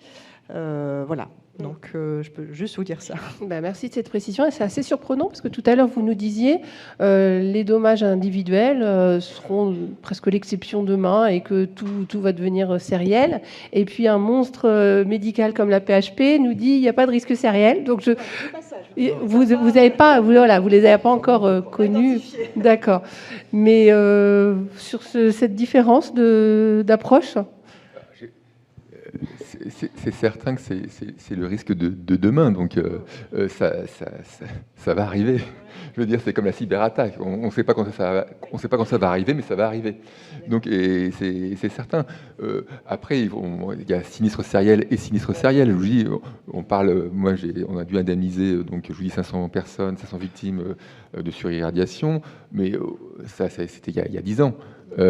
Au quotidien, on a des problèmes peut-être, je vous dis, de stérilisateurs d'endoscope où c'est 2-3 patients, 4-5 patients. Dans l'absolu, c'est un sinistre sériel. Hein. Mais voilà, donc, mais c'est certain que c'est le futur du risque médical. Merci. Je voudrais aborder un autre sujet, quelque chose qui n'est pas du tout traité dans les textes. C'est l'application d'une logique bonus-malus en RC médical. Vous le savez, la logique de bonus-malus, c'est en auto qu'on la retrouve. En matière médicale, c'est absolument pas réglementé la manière dont l'assureur va prendre en compte les risques antérieurs pour augmenter, au contraire, baisser la prime. Mais là, je n'y crois moins. Et donc, justement, je voulais savoir concrètement comment est-ce que vous preniez en compte la réalisation des risques passés pour augmenter ces primes, ou au contraire, est-ce qu'à titre commercial, on peut fermer les yeux? Voilà, toutes mes questions sur cette logique de bonus-malus. Encore pour vous? Oui, encore pour moi. Tout simplement pour vous dire que par rapport aux établissements publics de santé, on ne peut pas parler de logique bonus-malus. Ce n'est pas possible du fait de modalité de souscription du contrat d'assurance qui est enfermé dans les règles du droit public et des marchés publics. Les contrats d'assurance, donc, qui sont pour les établissements publics de santé, sont souscrits dans le cadre des marchés publics pour une durée de 4 à 5 ans. L'assureur, donc, je vous dis, répond à un cahier des charges qui lui est imposé par l'établissement de santé et qui va retenir l'offre économiquement la plus avantageuse, c'est-à-dire la moins chère. Donc, on met un tarif sur la base du cahier des charges et c'est l'assureur le moins cher qui va l'emporter. Donc, on fait déjà le moins cher possible si on veut essayer de remporter le marché. Par ailleurs, les évolutions tarifaires dans le cadre de ce marché public sont strictement limitées. Le marché ne peut pas évoluer de plus de 10% pendant la durée du marché. Sinon, vous devez être obligé de résilier, vous devez vous faire un nouveau marché public. Donc, en cas d'aggravation de la sinistralité, l'assureur, il a 2 solutions. C'est soit il fait un avenant tarifaire dans la limite des 10%, ou alors il résilie à l'échéance annuelle en respectant le délai de préavis et il se retire du marché, ce qui obligera l'établissement à refaire un nouveau marché. Et dans ce cas-là, on repassera avec un nouveau tarif au-dessus et peut-être qu'on sera pris, mais peut-être qu'on ne sera pas pris parce qu'il y aura un autre assureur qui aura mis un tarif plus bas derrière. Ça, c'est pour les établissements publics de santé et pour l'augmentation. Ce qui peut arriver par contre en bonus pour les établissements de santé, c'est que dans le cadre des marchés publics, enfin dans le cadre des marchés d'assurance, pendant la durée du contrat d'assurance, on va faire des visites de risque et on va auditer les secteurs à risque, le bloc opératoire, on va auditer le service obstétrique, les urgences, des services de circuit du médicament et à la suite de ces visites de risque, on va faire des recommandations. Il est possible que l'on fasse un bonus dans l'hypothèse où l'établissement applique ses recommandations pendant la durée du marché. Dans ce cas-là, il pourra bénéficier d'un bonus tarifaire, une réduction de sa tarification. Donc voilà, ça c'est ce qui arrive pour les établissements de santé. Pour les professionnels de santé, c'est un peu pareil. On va tenir compte au moment de la souscription de la sinistralité passée, pour tenir compte du risque projeté, entre guillemets. Mais nous, en tout cas, quand on augmente nos professionnels de santé, on leur propose aussi de faire des formations. Et s'ils font ces formations, on leur fera une baisse de cette augmentation, ou voire même on supprimera leur augmentation du fait parce qu'ils ont fait ces formations en termes de gestion des risques et qu'on espère que grâce à ça baissera leur sinistralité ultérieure. Donc on essaye un peu de générer de la gestion des risques et de l'envie de faire bien. Et c'est pour ça également qu'on a passé pour les professionnels de santé des conventions également avec des sociétés savantes qui permet également aux adhérents de ces sociétés savantes en gestion des risques, notamment une société savante en obstétrique et en orthopédie, qui permet à ces assurés, dans l'hypothèse où le groupe qui est adhérent à cette société savante et qui est assuré chez nous fait des bons résultats en termes de fréquence ou de gravité, de bénéficier également d'une réduction tarifaire. Donc on essaie d'intégrer de la gestion des risques et des résultats de gestion des risques dans la grille tarifaire par le biais de bonus. Voilà. D'accord, merci. Et vous évoquez la logique des établissements par opposition aux professionnels de santé. Dans cette logique bonus-malus, est-ce que vous faites une distinction selon que l'établissement est public ou privé, ou est-ce que c'est toujours répondre à un cahier des charges Non, alors,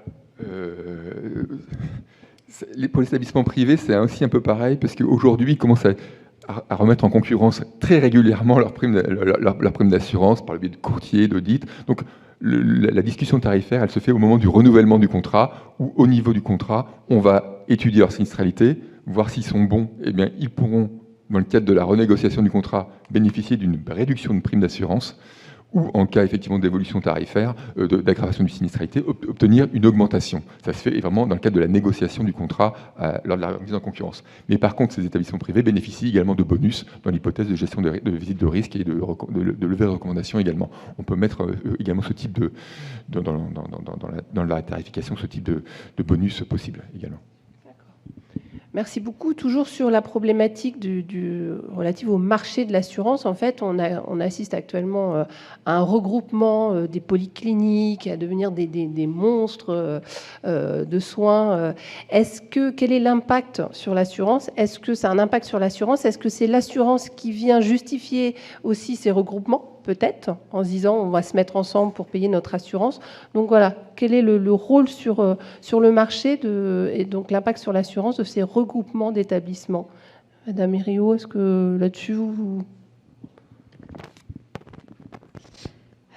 C'est tout ce qui est GHT, j'imagine. Après, c'est pas parce qu'ils se regroupent qu'ils sont obligés d'avoir le même assureur non plus.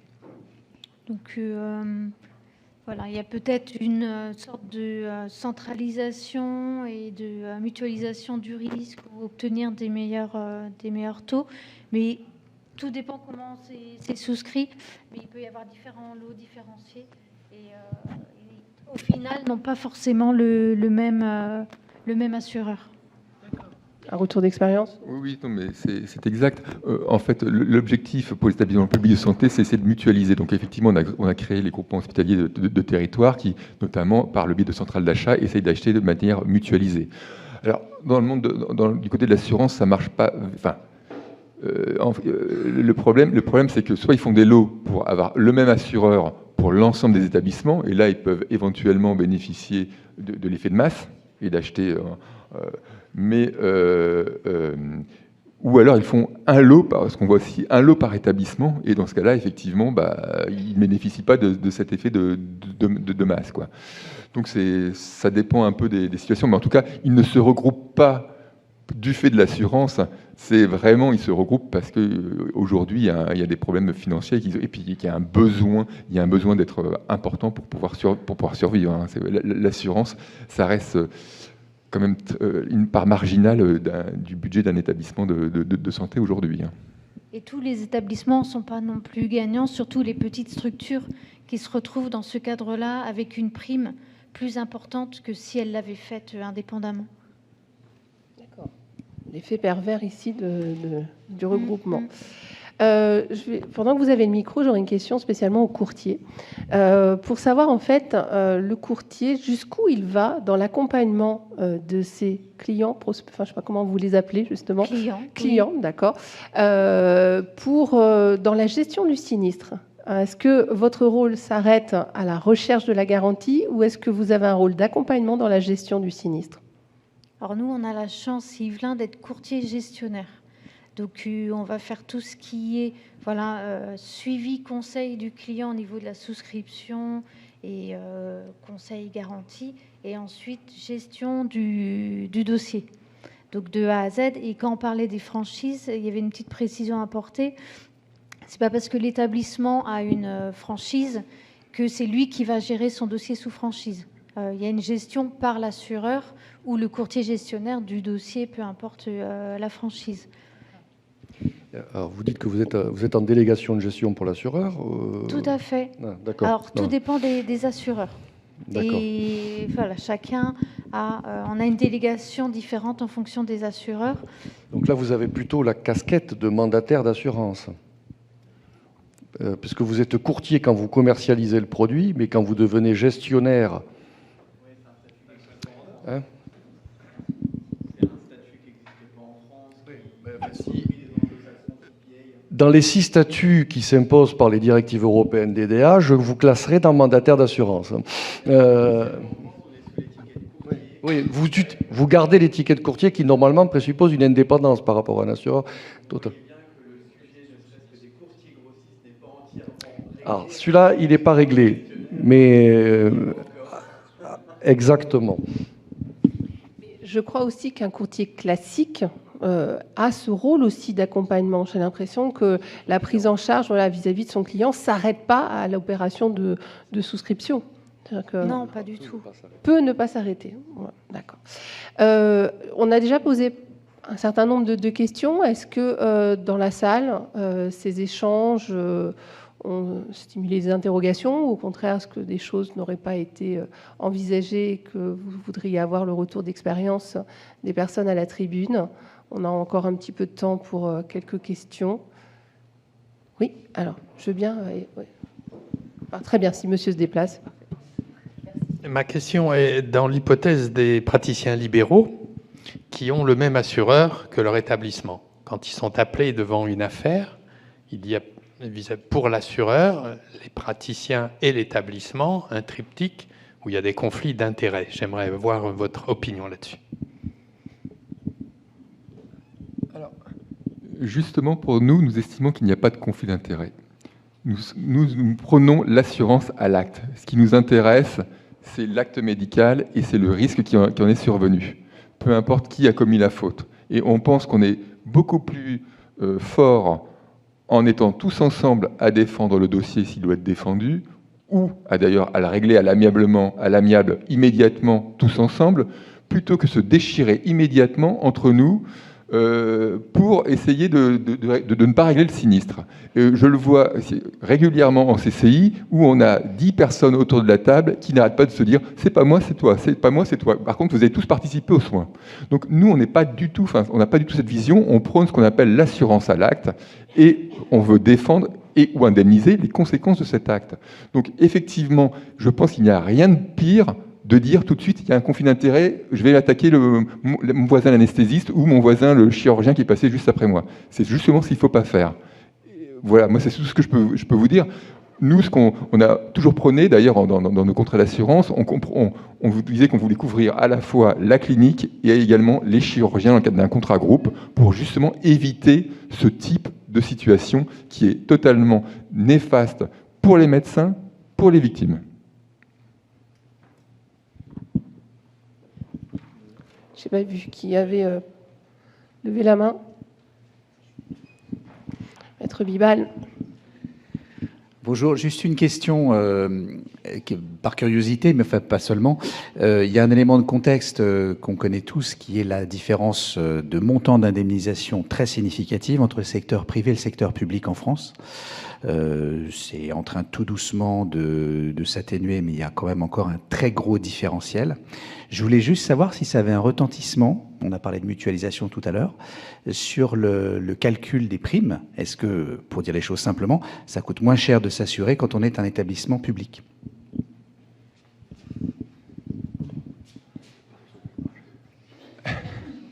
Alors, je vous dirais que non, oui et non. Oui, pourquoi ? Oui, pourquoi ? Non, oui et non, il y a différentes raisons, hein, pour plus sérieusement. Les primes d'assurance d'établissements publics de santé ont baissé de 30% ces 10 dernières années, de 10%, alors que le coût de l'indemnisation a augmenté de 10 à 15%. C'est le jeu de la concurrence et d'une guerre des prix entre des concurrents dans le cadre des appels d'offres à la concurrence. Ça n'a rien de technique, hein. C'était juste un effet de concurrence et de guerre des prix sur des appels d'offres publics où on prend le moins cher. Résultat, aujourd'hui, il y a un assureur qui est en train de se retirer du marché parce qu'il a bu la tasse, hein, il part, il s'en va. Les prix commencent à revenir à un tarif technique. Donc, c'est compliqué, vous voyez, c'est pas forcément le coût. Mais par contre, ce que je peux vous dire, c'est qu'effectivement, le coût de l'indemnisation qui augmente, nous, en 2019, on a dit stop. On ne peut pas continuer à cette guerre des prix. On revient sur un coût technique. Ça nous a fait perdre 20 millions d'euros de chiffre d'affaires en 2 ans, cette affaire. Hein. Mais aujourd'hui, nous, on veut rester au coût technique. On ne peut pas perdre de l'argent sur du risque médical, et notamment sur le risque des établissements publics de santé. Donc aujourd'hui, effectivement, par le biais de cette concurrence, les établissements publics de santé ont peut-être payé un peu moins cher leur contrat d'assurance parce qu'il n'était pas au niveau du risque. Mais parce qu'ils bénéficient de cet achat par le biais d'appels d'offres qui est totalement, enfin moi qui ne me semble pas conforme à l'esprit de l'assurance. Hein. On met un tarif et il suffit d'arriver de faire un pari, de mettre le tarif moins cher en dessous et de gagner. Alors vous êtes gagnant une année, vous êtes gagnant 2 ans, et puis après votre assureur s'en va.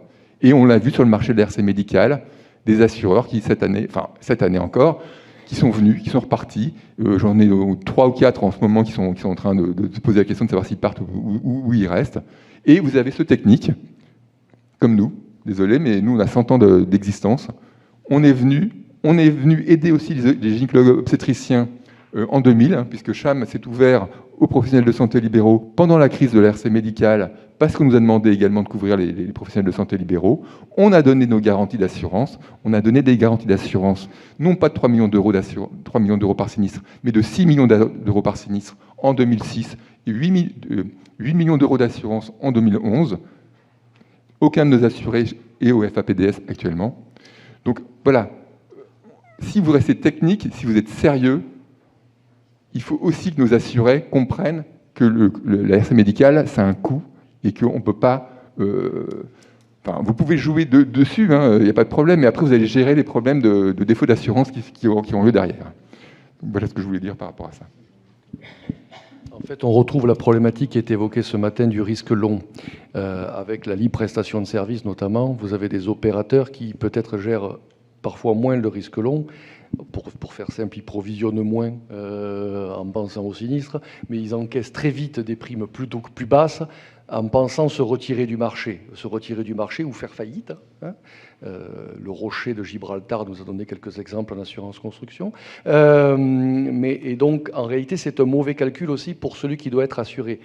Une assurance, et là on revient sur un fondamental, c'est pas qu'un prix. C'est les garanties qui sont derrière et le service que vous avez autour de la gestion du risque. Donc, il faut accepter de savoir ce qu'on peut payer, il y a une hauteur, mais il faut savoir aussi accepter ce que ça coûte. Voilà, c'est un paramètre à mélanger. Je vous remercie d'avoir joué le jeu de ces questions-réponses. J'ai beaucoup apprécié à titre personnel cette table ronde.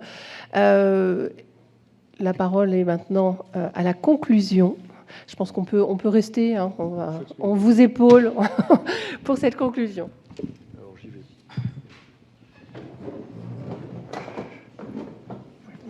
Hop, voilà. Je vais me lever parce que je fatigue. J'aurais tendance à dire oui. Mais allez-y, madame, on est là pour ça. Pas du tout, bougez pas.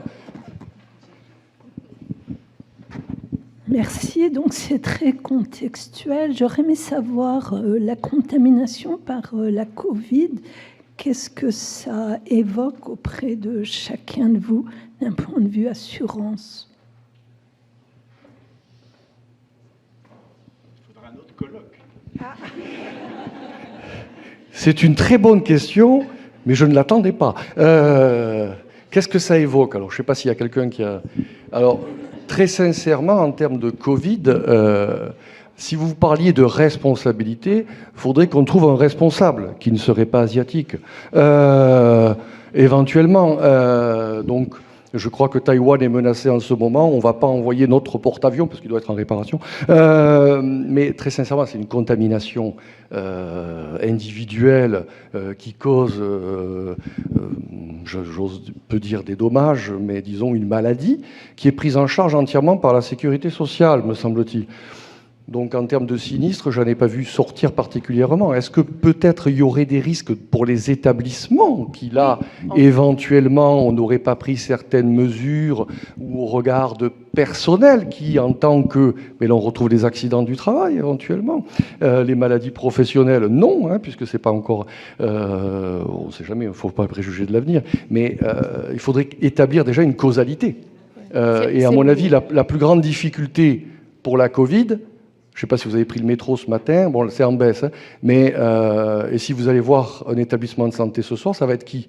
C'est le métro que vous avez pris ce matin ou le dentiste que vous avez croisé ou ça me paraît difficile du point de vue de la causalité d'avoir une identification. Il y a quand même le fait que ce sont des infections nosocomiales lorsqu'elles sont contractées en établissement de santé, donc potentiellement ça fait augmenter la sinistralité.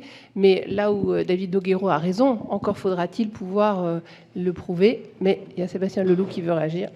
Mais la problématique, si vous me le permettez, juste 2 minutes, la problématique, elle s'est posée surtout pas tellement pour la Covid, parce que vous avez vu, on a beaucoup parlé de ça dans la presse et ça a occupé beaucoup les assureurs.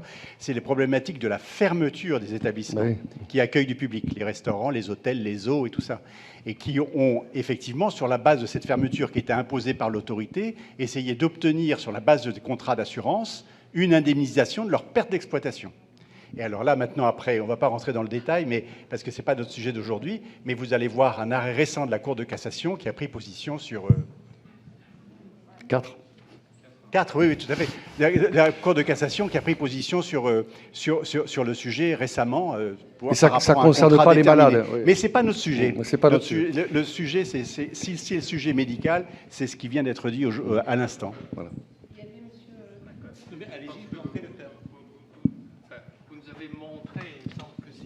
une diapositive qui montre un effet. C'est que les assureurs ont moins travaillé en 2020 au moment du Covid. Ils ont eu, parce que les établissements ont moins travaillé. Et donc, il y a eu moins d'affaires à gérer. Et ça, les prix n'ont pas baissé. On l'a dit. Donc, je pense que le rapport technique a dû s'améliorer. On l'a dit pour les accidents de la route, notamment, pour les accidents qui avaient moins d'accidents de la route pendant la période Covid. Mais figurez-vous qu'il y a une augmentation du nombre de blessés graves au lendemain des confinements. Donc vous voyez, c'est extrêmement compliqué à évaluer en fait l'impact. Je pense qu'on le fera peut-être un jour, mais aujourd'hui c'est assez compliqué à évaluer parce qu'on est trop près de l'événement. La sinistralité que vous évoquiez pour l'année 2020 a été aussi. Il faut penser que c'est du risque long. Donc il y a aussi le rebond qu'on a vu arriver derrière. Outre une taxe qui pèse sur les assureurs et le 100% santé, me semble-t-il, qui a été multiplié un petit peu. Donc, c'est pas du bénéfice net, hein, si j'ose dire. Je sais pas si... On a évoqué ce matin la formidable complexité de la notion d'infection nosocomiale. Et le contexte épidémique a forcément soulevé de nouvelles questions aussi. Donc le dispositif des CCI, il est compétent pour ce qui s'est passé en établissement de santé. Et il faut voir qu'un certain nombre de personnes se sont posées des questions sur la manière dont les soins ont pu être réalisés en établissement de santé dans ce contexte. C'est des personnes qui, par exemple, n'ont pas pu avoir des droits de visite ou qui ont appris dans de mauvaises circonstances le décès d'un proche en établissement de santé, à un moment où les modalités de communication, le téléphone, etc., font que beaucoup de questions et de suspicions se sont posées sur la manière dont le Covid aurait pu être attrapé du fait de mesures d'organisation interne au service, de contamination par le patient voisin, parce qu'il n'y a pas que des chambres individuelles dans les établissements de santé. Donc, le dispositif des CCI répond présent dans ce genre de circonstances. Donc, vous avez à aujourd'hui à peu près 300 demandes en indemnisation devant l'ensemble des dispositifs de CCI, en sachant que c'est pas toutes les CCI. D'ailleurs, on retrouve en cartographie d'ailleurs des éléments, je dirais, d'évolution et d'affectation par le contexte épidémique, avec des questions qui se posent. Donc, avec une vraie réflexion des experts médicaux sur ce sujet. Donc, la Commission nationale des accidents médicaux s'est saisie de cette question, avec justement essayer de répondre à des questions en termes de délai d'incubation, etc., pour voir si effectivement, est-ce que c'est à l'occasion de la prise en charge en établissement de santé que l'infection nosocomiale s'est faite ou pas. Et ce n'est pas des questions simples, et c'est l'intérêt, je dirais, de l'instruction faite par les commissions de conciliation et d'indemnisation d'apporter des réponses sur ces sujets. Voilà ce que je peux vous dire en réponse à votre question, et je vous réponds, et je retrouve complètement ce que vous avez dit sur le temps long, c'est-à-dire qu'on voit bien en période de crise, à court terme, on est plutôt dans la recherche du mise en cause pénale des responsables. Et puis, et les magistrats ont l'habitude de cette temporalité. Ensuite, un temps se met en place. On est plutôt dans la recherche de la réparation indemnitaire, qu'elle soit amiable ou civile. Et donc, quand on a commencé à recevoir les premières demandes d'indemnisation, on était bien conscient de cette dynamique, avec le souhait justement d'essayer d'avoir des règles de compréhension de l'expertise médicale qui puissent répondre aux questions un peu de fond, notamment des délais d'incubation. Et donc, on a pu travailler avec des experts médicaux de référence pour essayer d'harmoniser les dires techniques qui pourront ensuite éclairer les avis des CCI sur ce sujet. Juste, effectivement, je partage tout à fait une précision sur le graphique que je montrais tout à l'heure. On avait une sinistralité qui s'est avérée effectivement atypique en 2020, mais avec un effet report sur 2021. Et on voit des typologies de sinistres en 2021 liées justement à la crise sanitaire, avec les problématiques de déprogrammation ou encore les contaminations au Covid-19. Et j'en profite, puisque j'ai la parole, sur un point qui avait été évoqué précédemment sur la question des données de statistiques en RC médical. Et juste vous préciser que les assureurs sont tenus de communiquer leurs états comptables à l'autorité de contrôle, la CPR, quand elles ont plus d'1 million d'euros de chiffre d'affaires. Et c'est ce qui alimente ce fameux rapport de la CPR que vous évoquiez tout à l'heure. Donc les assureurs communiquent leurs données donc à la CPR d'une part et également à l'Observatoire des risques médicaux. Et ce, même si vous l'évoquiez, on n'a plus de rapport depuis 2015, mais les assureurs communiquent toujours depuis 2015 régulièrement leurs données à l'Observatoire des risques médicaux. Voilà. Merci. Vous voyez, madame, votre dernière question était fort utile. Merci.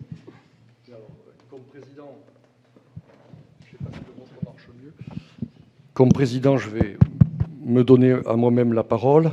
Un peu de schizophrénie ne nuit jamais. Alors, je remercie surtout les organisateurs de ce colloque de leur invitation et pareillement les étudiants du Master 2 Activité de santé et responsabilité que je dirige pour leur aide précieuse, ainsi que celles, si j'ai bien vu, du Master 2 Droit des responsabilités et de la réparation de la faculté de Lorraine, qui est dirigée par ma collègue Sophie Auquebert, qui est parmi nous encore aujourd'hui, même si la patience de tous est éprouvée. Je remercie également les participants qui m'ont indiqué leurs angles d'approche, si j'ose dire, et je présente mes excuses aux nombreux intervenants, y compris ceux qui sont partis, parce que je ne pourrai pas tous les citer nommément, évidemment. Je vais en citer donc aucun, ni intégralement, vous l'aurez compris, parce que les échanges ont été encore cet après-midi riches et assez fructueux.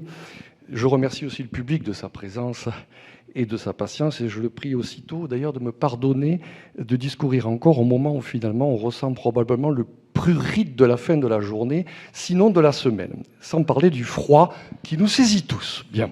Alors, sans perdre de temps, trop de temps après cette enrichissante et dense journée, je vais essayer dans un bref temps qui m'a été imparti, mais je vais déborder un tout petit peu parce qu'il y a des choses qui sont rajoutées et je ne peux pas les négliger.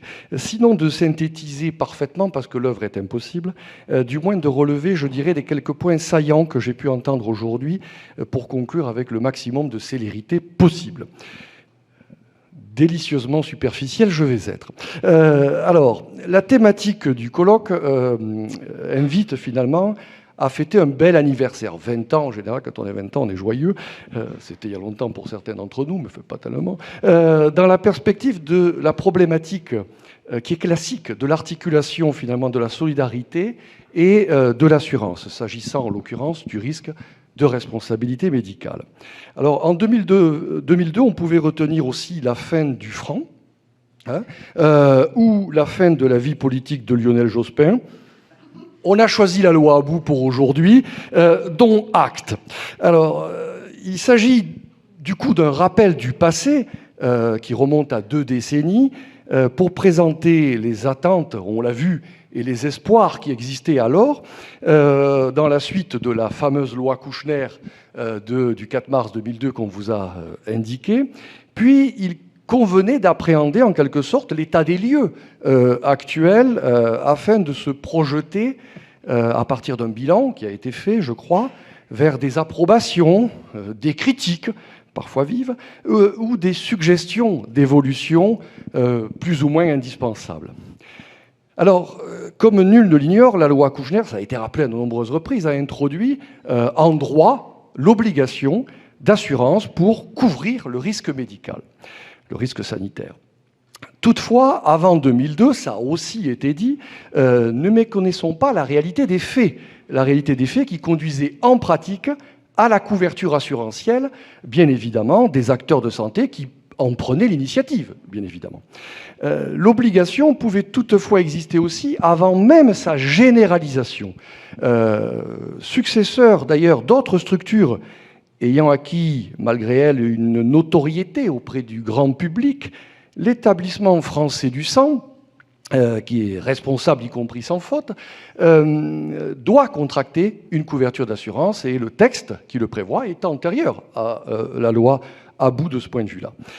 Dans ses rapports avec les assureurs, cet établissement, maintenant, il a pu bénéficier de la couverture assurantielle qu'avaient souscrit au préalable les centres de transfusion sanguine remplacés.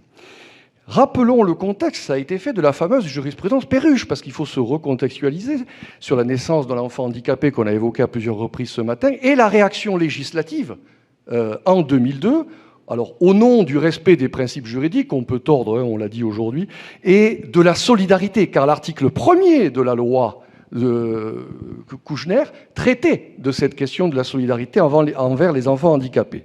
Puis ça n'est suivi un dialogue joute, j'appellerais ça comme ça, des différentes juridictions, y compris européennes, sur ce sujet-là. La résistance par rapport à la loi. Ne négligeons pas non plus ce que j'appellerais le mouvement de construction prétorienne progressive de la responsabilité médicale au-delà de la faute, avec l'accent, comme ça vous a été précisé, sur les accidents médicaux, les affections iatrogènes et bien évidemment les infections nosocomiales, a aussi été évoqué toute l'ambiance autour de l'aléa thérapeutique. Alors, nos sociétés développées, et ça m'a marqué encore aujourd'hui dans les discussions, nos sociétés développées contemporaines ont déjà une aversion pour le risque. Une aversion pour le risque qui, donc, est à juguler. Risque à juguler, mais elles demandent toujours plus, ces sociétés, d'explication et de compensation. Et il y a des sociologues qui ont même été sollicités ce matin. L'acceptation de la fatalité, finalement, recule au prix d'une certaine judiciarisation qui nous a été présentée et qui a de multiples facettes. Cette judiciarisation serait-elle, au préalable, précédée de phases amiables ou accompagnée de procédures amiables aussi? Créé en 2002, on l'a dit ce matin, l'établissement public et l'ONIAM, donc, a été institué, plus exactement, pour lui instiller la solidarité qui peut se manifester, on l'a vu, subsidiairement, en complément ou en sus de la responsabilité.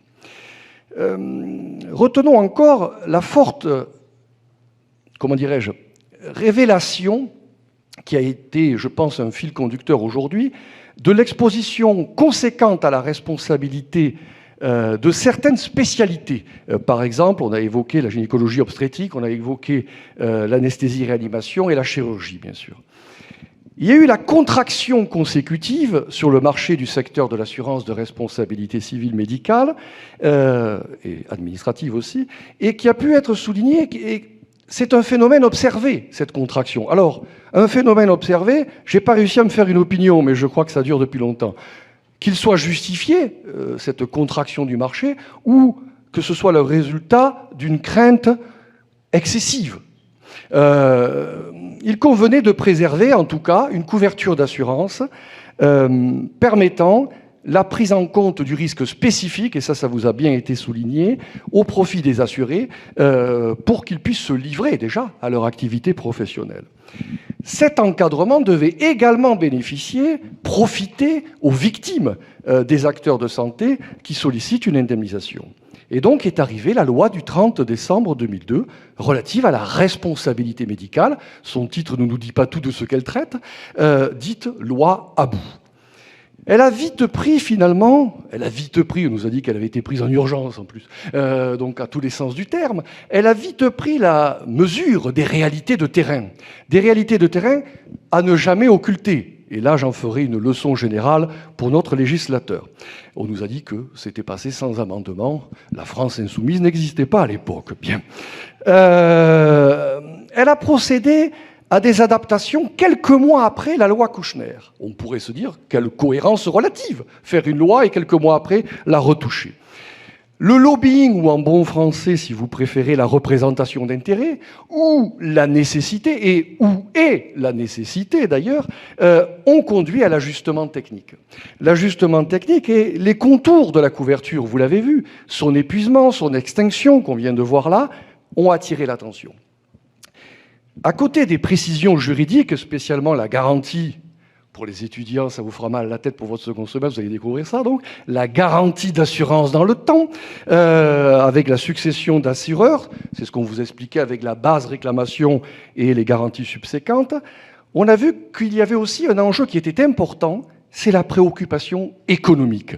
La préoccupation économique du partage, ou si vous préférez, de la répartition financière des risques.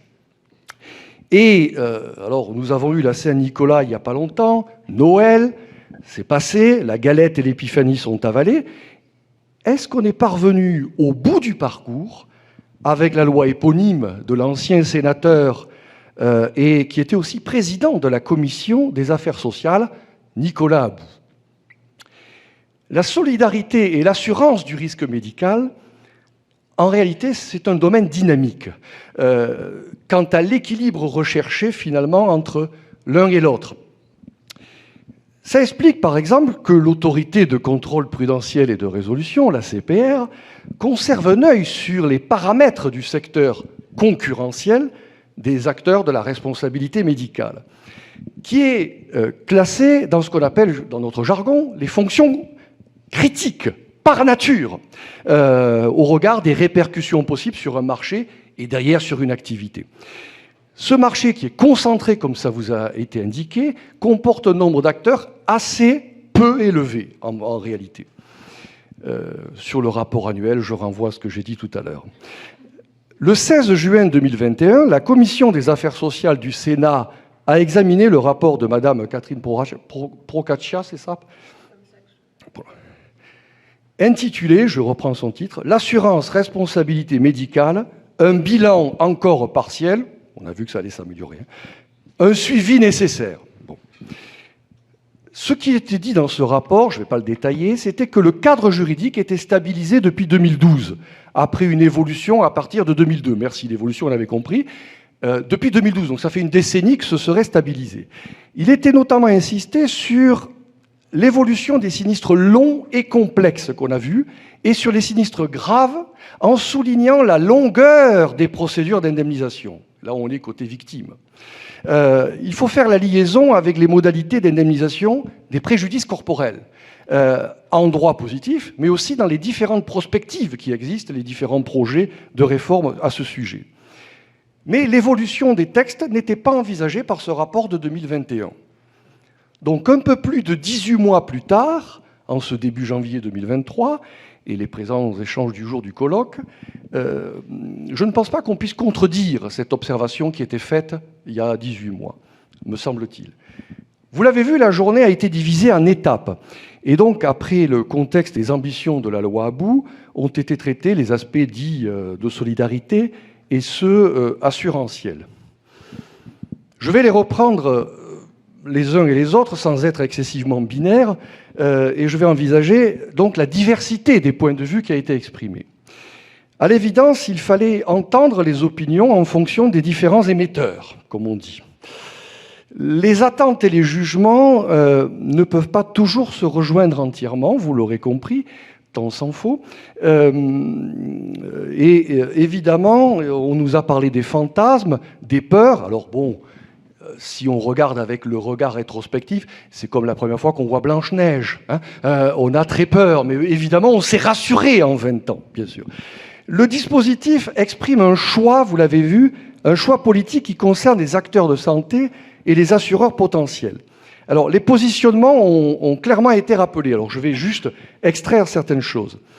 Le problème économique n'ayant pas été traité, nous a-t-on dit, par la loi Kouchner, la représentation nationale a dû voter à l'unanimité en urgence, et c'est assez rare pour le souligner, bonne chance pour les retraites, pour une entrée en vigueur le 1er janvier 2003.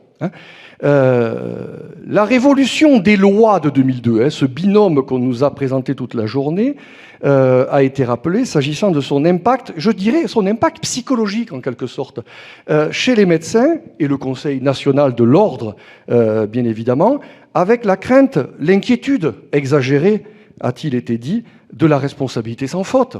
De la responsabilité sans faute, ce n'était pas l'objet.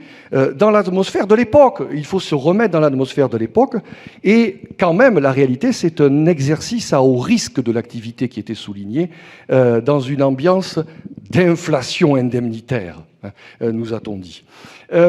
Évidemment, le lien avec l'assurance et les fonds a été fait aussi, et les trous de couverture ont été soulignés avec le risque évidemment d'insolvabilité et de ruine parmi les effets pervers qui ont pu être quantifiés dans l'après-midi, vous l'avez entendu. Nul ne sera étonné de la vision, je dirais, nuancée et contrastée par les acteurs du monde de l'assurance pour ce marché singulier de l'assurance RC médicale, dont les logiques et les chiffres ont été fournis pour ces risques longs finalement assez disparates d'un praticien à l'autre, d'un établissement à l'autre, avec des risques de pointe, nous a-t-on dit, à forte intensité. On n'est pas sur des risques de fréquence ici, effectivement. La tarification doit refléter au mieux le risque, d'où les difficultés historiques qui ont été relevées, bien évidemment. Et la place, logiquement, a été faite aux victimes. Et avec une question posée en plus. Sont-elles gagnantes, s'est-on interrogé? Alors, la réponse négative, vous l'avez entendu comme moi, j'imagine, émanait de la voix de l'avocat et de la représentation de victimes par association. La simplification de procédure et l'amélioration de l'indemnisation n'ont pas été jugées au rendez-vous. Et les vifs regrets ont principalement porté sur le choix du législateur quant à l'application de la loi aux instances en cours, comme ça a été souligné, comme sur les rapports avec l'ONIAM, désolé, c'est votre journée, avec l'ONIAM jugé trop résistant, en tout cas dans un premier temps, outre l'impossibilité d'aboutir à une transaction, nous a-t-on dit, avec lui, avec cet organisme. A été aussi relevé avec vivacité l'indigence du barème d'indemnisation, c'est le mot qui était employé, me semble-t-il, a été relevé aussi l'option de la voie judiciaire souvent préférée. Je n'ai pas entendu de mots sur les honoraires d'avocat et l'intéressement éventuellement au dossier. Peut-être, moi j'adore les chiffres, pour contrebalancer. Alors passons à ce que j'appellerais la solidarité comme secouriste revanchard. Alors, le libellé que j'ai choisi est moins un jugement de valeur, finalement, qu'une inspiration personnelle que j'ai tirée des contributions des uns et des autres qui ont été produites. En effet, la solidarité a été présentée comme venant au secours de la responsabilité. Techniquement, a été exposé finalement le champ de l'intervention de cette solidarité et en creux, évidemment, celui de la responsabilité, ce qui permet de comprendre la part qui est réservée à la responsabilité. Alors, la combinaison des lois de 2002 a été jugée plutôt équilibrée. En tout cas, c'est le sentiment que j'en ai eu, mais j'ai peut-être une déperdition d'oreilles, avec des mécanismes qui étaient étanches et complémentaires au départ, puis une évolution qui a été relative à l'équilibre recherché par extension du champ de la solidarité, et du coup un recul de celui de la responsabilité civile, et j'allais dire, sans aggravation, nous a-t-on dit aussi, tant que ça, du sort des professionnels de santé, malgré les fantasmes qui avaient été parfois relevés pour certains. Mais en revanche, on aboutit à une complexification du système d'indemnisation, notamment de l'accident, qui a été, je crois, largement exposé. Je dirais que du côté des victimes, l'accent a été mis aussi sur les seuils, sur les taux, et un problème qu'on retrouve toujours quand on fait du droit dans ces domaines-là, l'expertise. Évidemment, l'expertise. A été critiquée plus largement l'accoutumance du transfert des risques à la solidarité nationale. Je crois que c'est le mot qui était utilisé, l'accoutumance. C'est-à-dire la charge supportée par l'ONIAM malgré l'existence d'un responsable, parfois assuré d'ailleurs, avec la crainte de la déresponsabilisation derrière, songeons toujours au recours néanmoins, et en prospective la transformation du rôle même de l'ONIAM, qui a pu être évoqué. La direction de l'ONIAM a pu présenter sa vision de la répartition de l'indemnisation au regard, je dirais, du critère donc de la gravité, pour faire simple, des conséquences dommageables. Le transfert de la charge indemnitaire par la loi About, sans rétroactivité, la responsabilité de plein droit des établissements en ce qui concerne les infections nosocomiales dont la définition est un enjeu, on l'a bien vu, ça a été exposé et illustré savamment, je dirais, comme le chiffrage de l'activité, très utile à avoir. Et dans cette distribution, parfois même le partage, on l'a vu aussi, les assureurs peuvent être adversaires dans le domaine des recours, je dirais recours au sens large. Il semble que l'expertise contradictoire en procédure de règlement amiable serait peut-être une évolution à envisager au profit de l'ONIAM. Sera-t-elle partagée par tous? Je n'ai pas le sentiment, mais tout est question finalement de l'étendue du rôle de l'ONIAM, du paratonnerre. Le mot à retenir dans cette spécificité française. Alors, en quittant l'affichage de la solidarité, Cet après-midi, le public a constaté la résurgence des différentes manières au sein de l'assurance où on peut voir cette solidarité ou la voir reculer. Et je dirais même au-delà du seul système du fonds d'indemnisation, du fonds de garantie. Voyons les questionnements persistants autour du rôle et des techniques de l'assurance, qui est notre après-midi. Alors, la focalisation sur la technique assurantielle, qu'on a encore eu là sur la table ronde, a permis finalement de détailler les différents axes habituellement rencontrés lorsqu'est évoquée la couverture par l'assurance de la responsabilité professionnelle médicale. Ici, le paradigme à l'œuvre conduit toujours à penser l'assurance à partir du responsable assuré. L'autre voie théoriquement possible, théoriquement ouverte, qui a été historiquement même envisagée, nous a-t-on dit, de l'assurance directe du préjudice corporel par celui qui le subit, finalement, n'a pas eu le succès escompté par la suggestion des voies doctrinales, qui ici étaient nombreuses de ce point de vue-là. On a mis les avantages et les inconvénients de côté. D'emblée a été creusée finalement la pertinence de l'appréhension du risque médical au travers de la construction législative et jurisprudentielle. En effet, à mon sens, la loi About, on a parlé beaucoup de la loi, mais elle ne peut être dissociée totalement du complément de l'œuvre judiciaire qui existe en RC tout court et qui se transporte chez nous. Alors, l'arrière-plan des sinistres sériels, alors vous l'avez vu, c'est une appellation d'origine pour un traitement condensé. Et de scandales sanitaires, on en a entendu parler un peu, mais pas trop, de scandales sanitaires retentissants pendant les 20 ans écoulés, sont apparus. Et donc, on a vu là aussi le curseur, comme ça a été dit, solidarité-assurance, être une nouvelle fois, si j'ose dire, activé.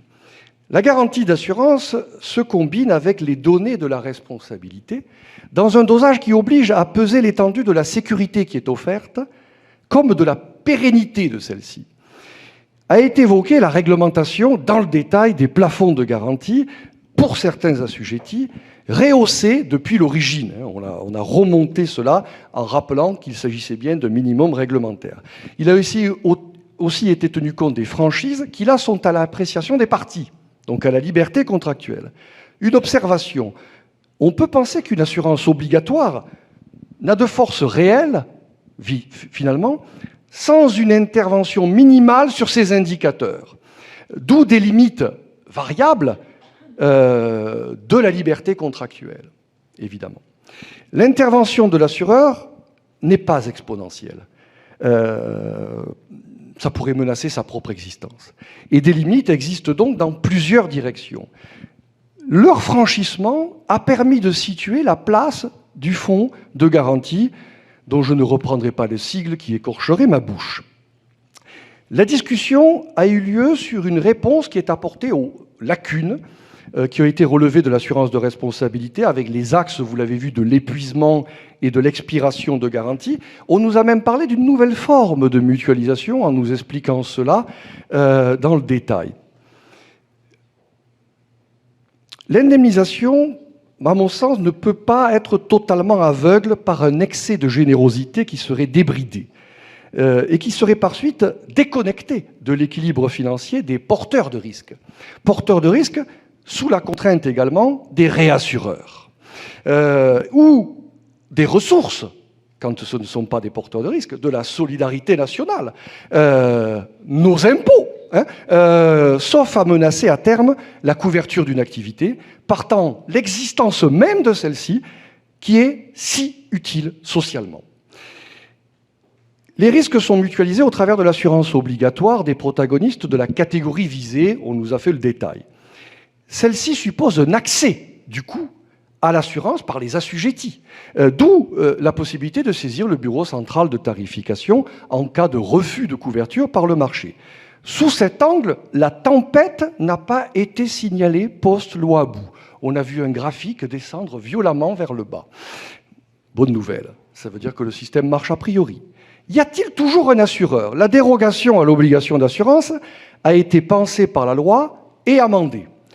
Sa présentation a été l'occasion de relever la différence des acteurs privés et publics, finalement, et le ratio du poids de l'assurance par rapport aux risques courus dans la logique je dirais, des finances publiques ici. On a vu le particularisme de la PHP, je n'y reviens pas.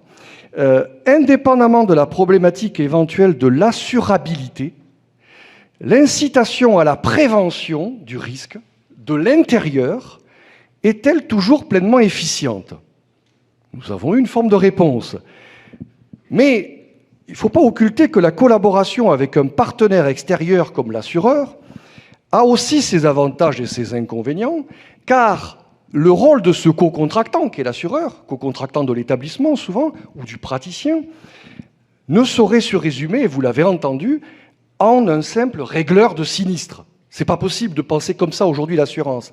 L'action, on doit anticiper, et donc l'action de prévention peut se co-construire intelligemment, évidemment, comme celle de la gestion du risque jusqu'à la gestion du sinistre, bien évidemment.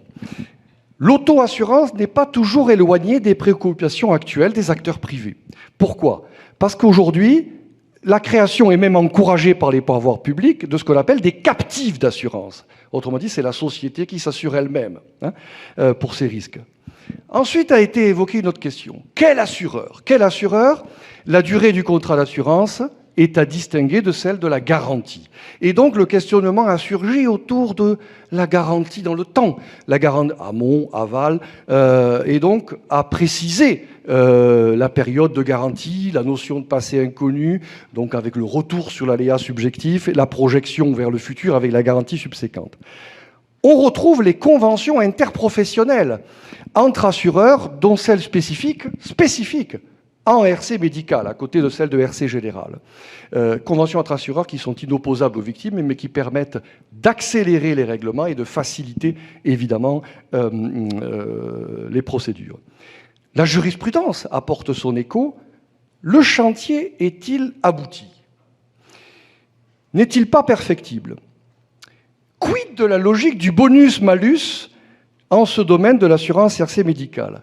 En fait, derrière, il y a aussi la responsabilisation qui est un enjeu. Et en parallèle, a été évoquée aussi la problématique de la péréquation entre professions de santé plus ou moins à risque. Est-ce qu'elle pourrait être davantage explorée? Est-ce qu'il n'y aurait pas une autre voie? L'assurance de groupe a aussi été évoquée dans la journée. J'en viens à une conclusion. Vous allez voir, je suis un garçon profondément optimiste. La loi About exprime en définitive la nécessaire et perpétuelle quête d'équilibre entre des intérêts divergents. Je vais finir sur une note d'ouverture d'horizon et j'appellerai ça d'utopie volontariste pour l'oxymore. Si en matière médicale, la loi About et ses suites étaient le seul problème, nous serions vraiment rassurés. Cette crise-là est pour l'essentiel le passé. Mais l'adaptation de la loi About au risque médical s'inscrit encore aujourd'hui dans un contexte actuel de crise. Crise sanitaire, crise budgétaire, crise des vocations et des formations professionnelles, crise du système national de santé. Des vœux présidentiels ont dernièrement été exprimés auprès des acteurs de la santé. Personne ne dit si Mbappé était présent. Il faut espérer en tout cas que les spécificités françaises de la prise en charge médicale des patients par les praticiens et les établissements de santé puissent être préservées par la rénovation qui est exigée. Serait-ce de façon médiate la réforme idéale de la responsabilité médicale et de son assurance? Ne réside-t-elle pas en priorité dans le fait de faciliter au mieux les soins effectifs, consciencieux et efficaces au bénéfice de tous? Autrement dit, prévenir plutôt que d'aller vers l'indemnisation. Dans cette optique, que je concède volontiers optimiste, il s'agit d'une culture, à mon sens, de la responsabilité vécue qui assure aux patients leur traitement idoine en dehors d'un processus d'indemnisation à la vocation certes irréductible, mais à réduire au maximum. Allons au bout de l'audace pour dépasser la crise une nouvelle fois. Et bon anniversaire à la loi About. Je vous remercie.